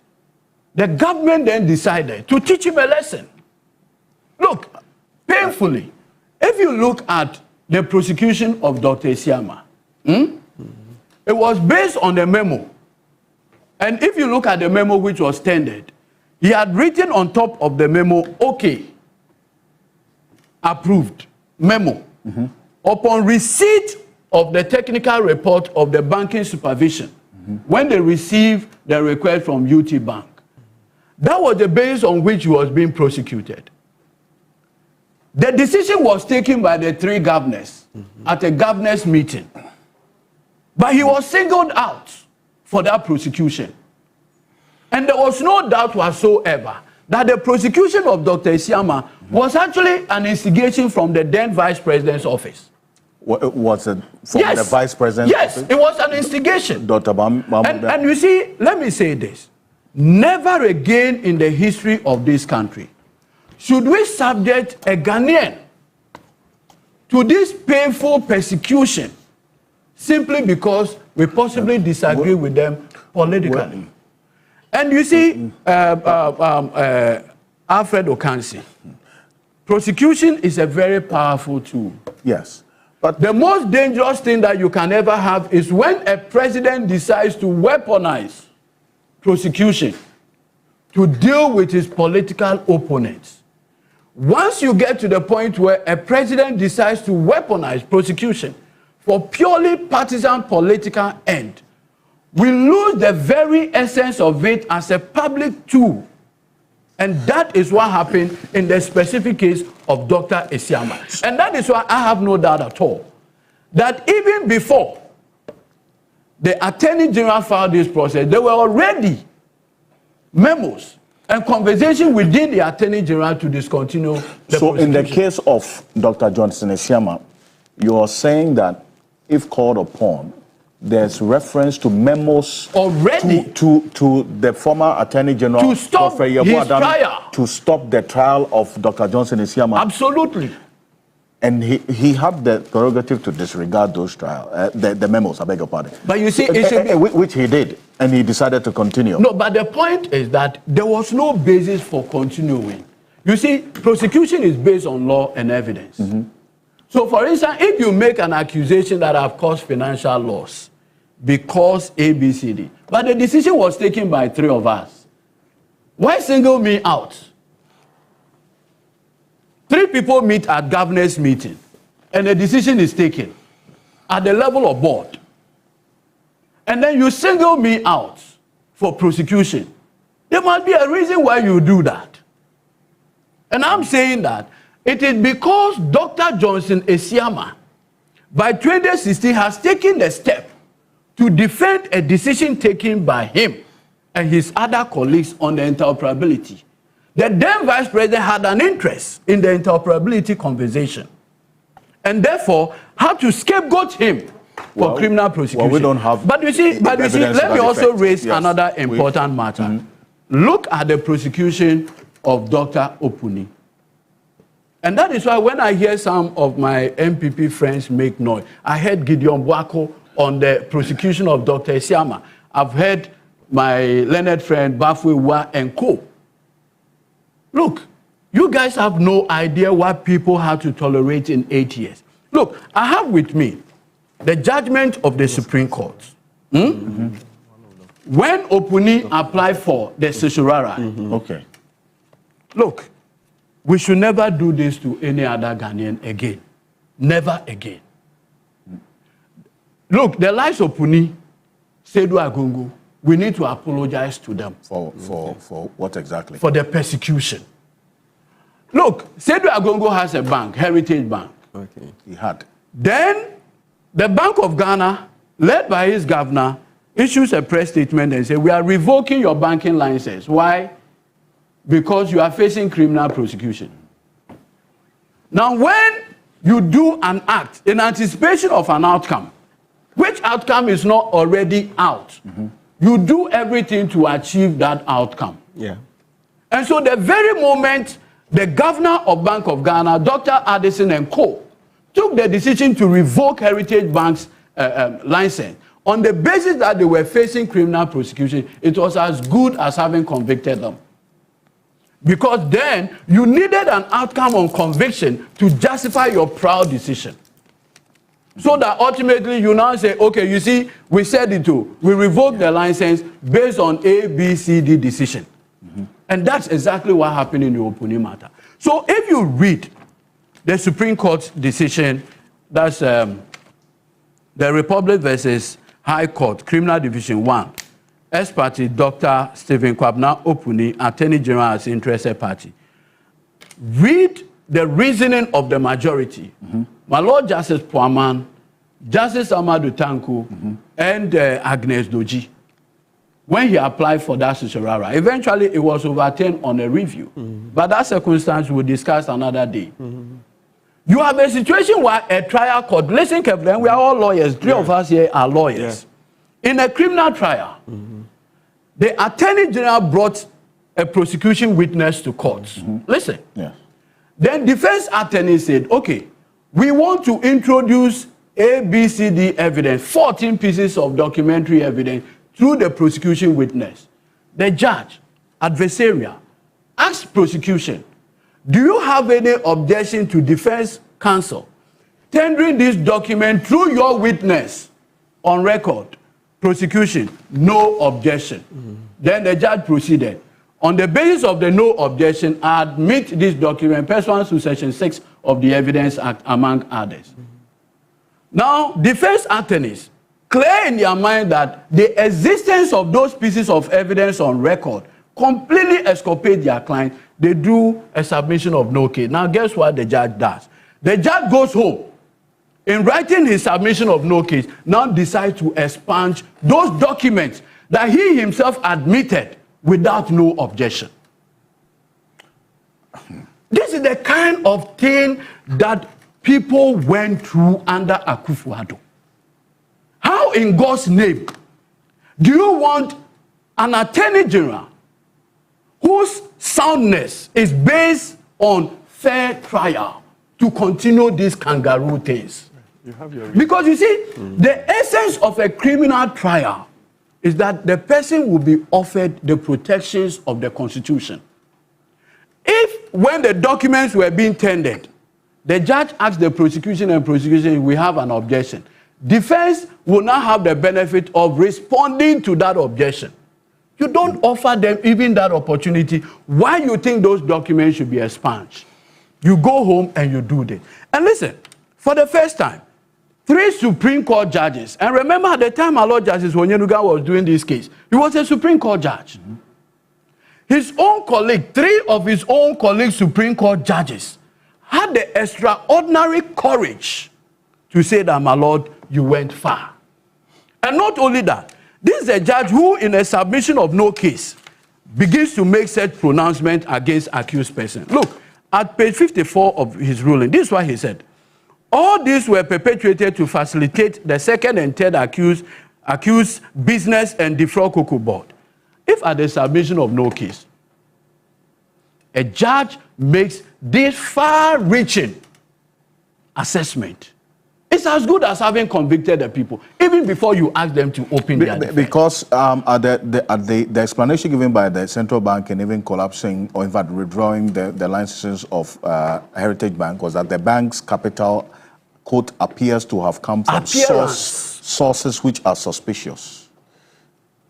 Appears to have, and I'm remember that there is this famous decision, one of the commissions of inquiries, where the judges said a multitude of suspicion does not amount to what? Ali Kasina, the famous Ali Kasina decision. Multitude of suspicion. This is the Bank of Ghana taking and revoking the license duly given to a businessman on the basis of suspicion, or what they consider to be appearance. I mean, how in God's name can you govern a country on the basis of this? So if you look at all the cases that the Attorney General has taken that decision, either to withdraw or, as it were, file nolle prosequi in respect, they are actually to serve the ends of justice. Okay. It is so unfair what we have used the powers of the Attorney General to do. How in God's name can Godfred Yeboah, beyond ego, say he is going to appeal the decision in respect of the Honorable Kesel Atuforsen? Look, what former appointees of John Dramani Mahama from 2017 to 2024 were subjected to, I wonder if Akufo-Addo's appointees, if any of them is subjected to the same, if any of them can survive. We cannot organize a republic when what we do is either to serve the ego of the president, his vindictive mindset, among others. And that is why the hope I have in this republic is that at least we have a president like John Dramani Mahama, who has a fair sense of fairness.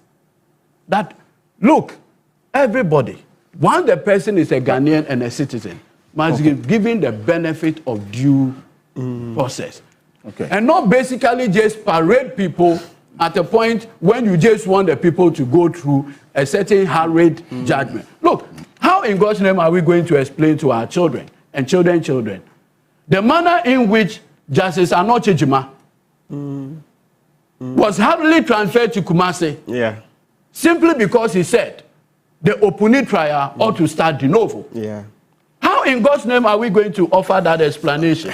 Let's never get to the point where you begin to see a certain ambush by state actors against citizens of this republic. It is unfair, and that is why I want to commend the Attorney General for the swiftness, because the state spends money in this prosecution, and what has been the outcome? Waste of public resources. Let me bring in Lord Bansi here, and a good friend of mine, a PhD candidate at the London School of Economics, who is watching us right now, says prosecution is a political decision, really, and in his view, that is what describes a number of things that has happened. But the explanations given, even though the agency didn't give us the detail, it appears we have some sort of detail to explain the decisions that have been made. But does it tick the box for you? I was just prompting Senior Pebu that, well, he has his reasons now. Most of them he didn't ask. But I would want to focus on the larger picture. You know, Godwin, I think he represented some of them at some stages. In fact, yes. So he would have had the benefit of the facts that we do not have, or I do not have. Indeed. And so I'll not challenge him on the facts and the reasons. But you see, the beautiful thing is that in his submission, he has spoken passionately with the law. Indeed. And the facts that he knows. And from what he has said, one would have expected that, okay, from this trajectory, without the benefit of any contrary facts or opinion, that the end of the prosecution would have been a failure. Okay. From what he has said. So if that is the opinion of the Attorney General, why do I waste state resources to pursue it?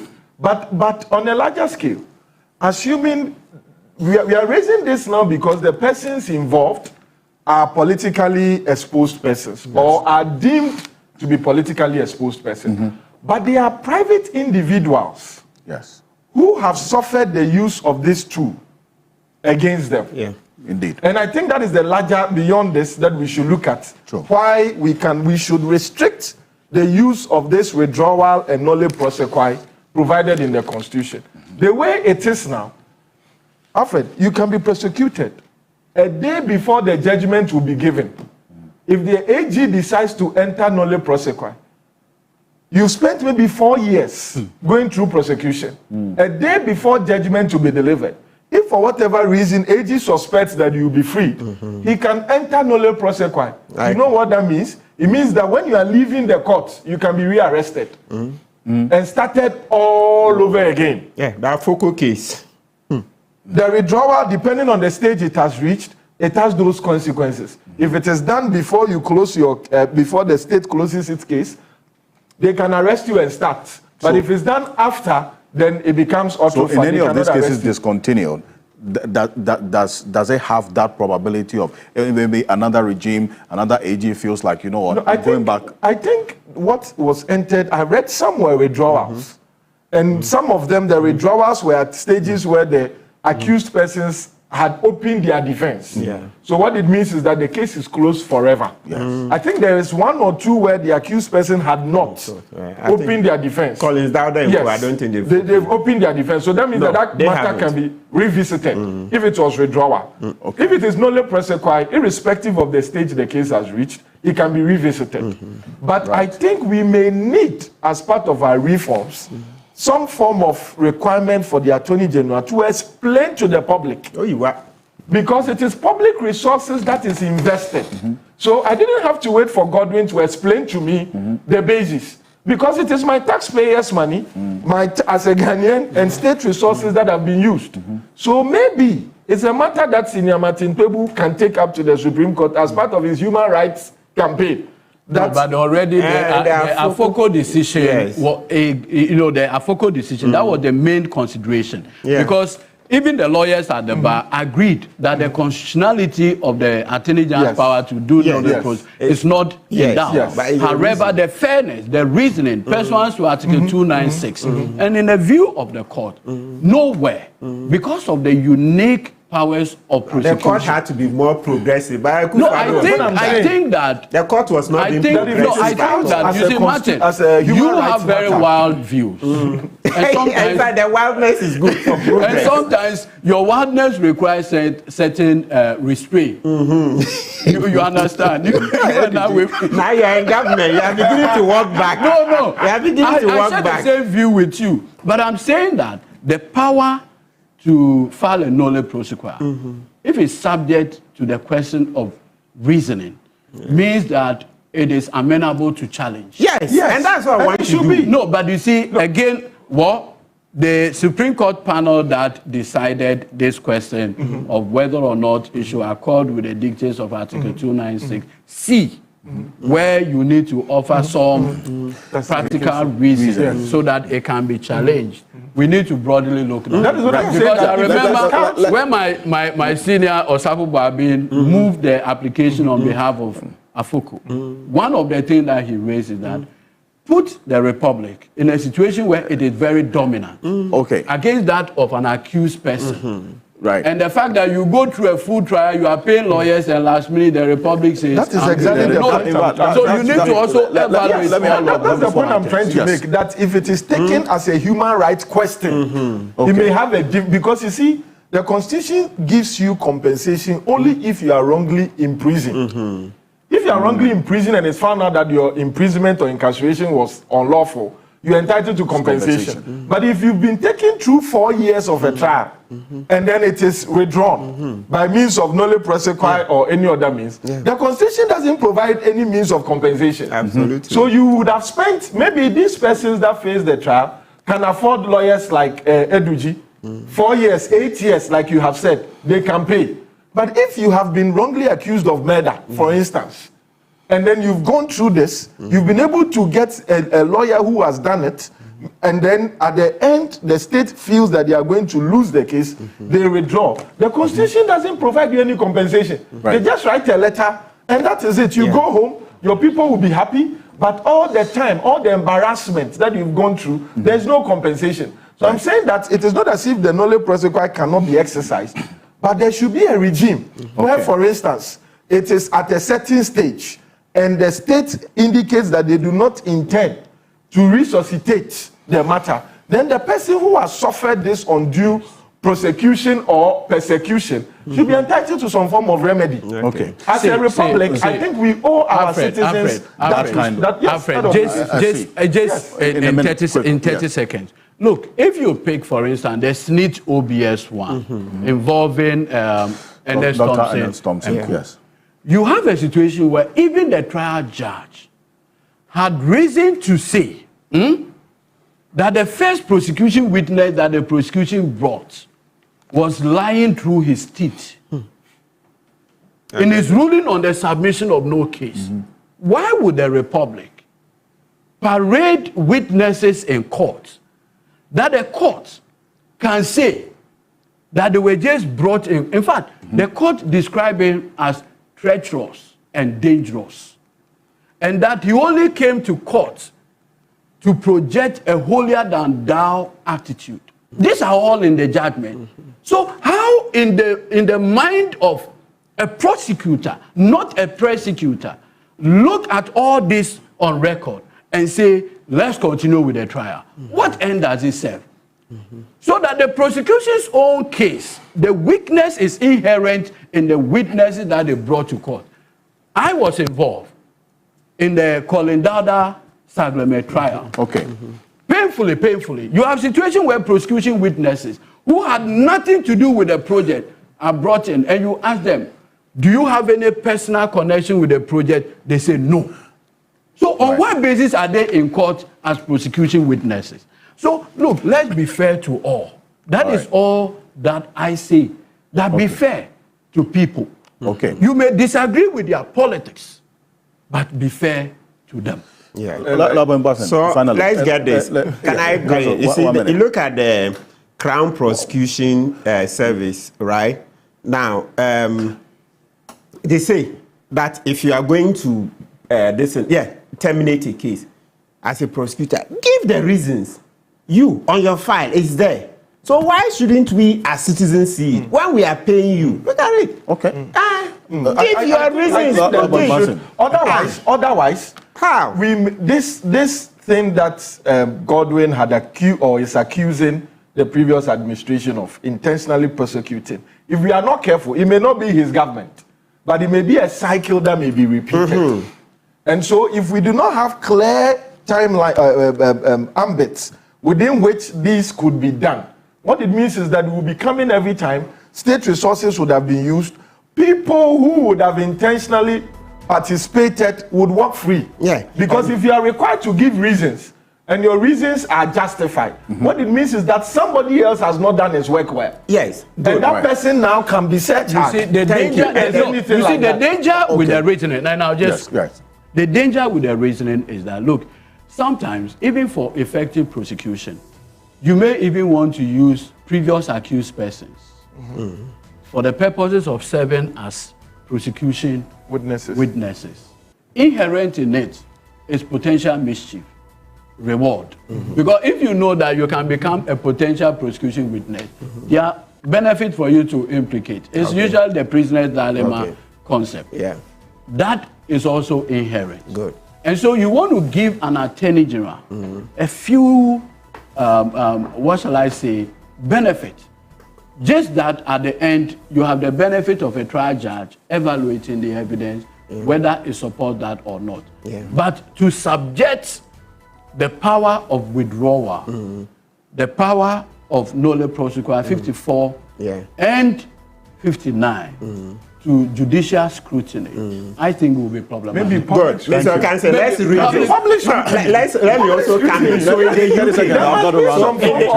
in the UK, where we've copied a lot of our laws and they are ahead of us, look at the reasons they do it. They say, if the reason for terminating the proceedings is the insufficiency of the evidence provided to the Crown Prosecution Service at the date, this must be made clear to the court and the defendant. Right. This must be made clear. So you see, we say UK, they are miles ahead of us. And they malicious, malicious prosecution. Yes. You know the dangers associated with malicious prosecution. I really appreciate. No, but you see, you also do not want the republic to be malted in, you know, what do you call it? But it will damage. You also need to be. So thank you very much. But the prosecution gets started by, say, a different regime. Thank then another regime comes to pay the cost. Governance is a continuum. No, but Thank you very much. My final word on this. You know, Alex Sebefia, he was a big man in the Crown. Yes. One day, bring him here. Let him. He lived it. He was a big man in the Crown prosecution. Let him explain why he do it. Thank you. Lawyer Martin Kwebo is private legal practitioner, member of the oral preparatory team, and also Bobby Bansing is private legal practitioner. He is a lecturer at the Ghana School of Law, and then also Godwin Edujitamaklo is a private legal practitioner, acting chief executive officer of the National Petroleum Authority, NPA, and earlier we also had Franklin Kujo, founding president of Imani Africa, and Samuel Okujeto Ablakwa, the Foreign Affairs Minister as well. On behalf of the rest of the team, I want to say thank you very much for joining us here on The Key Point. We are back again same time next week. I apologize to a number of you. I couldn't read your messages. 4,063 of your messages is quite a lot.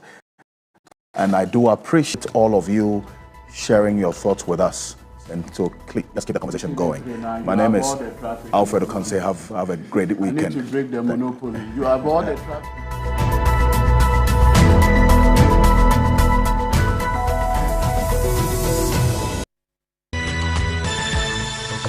La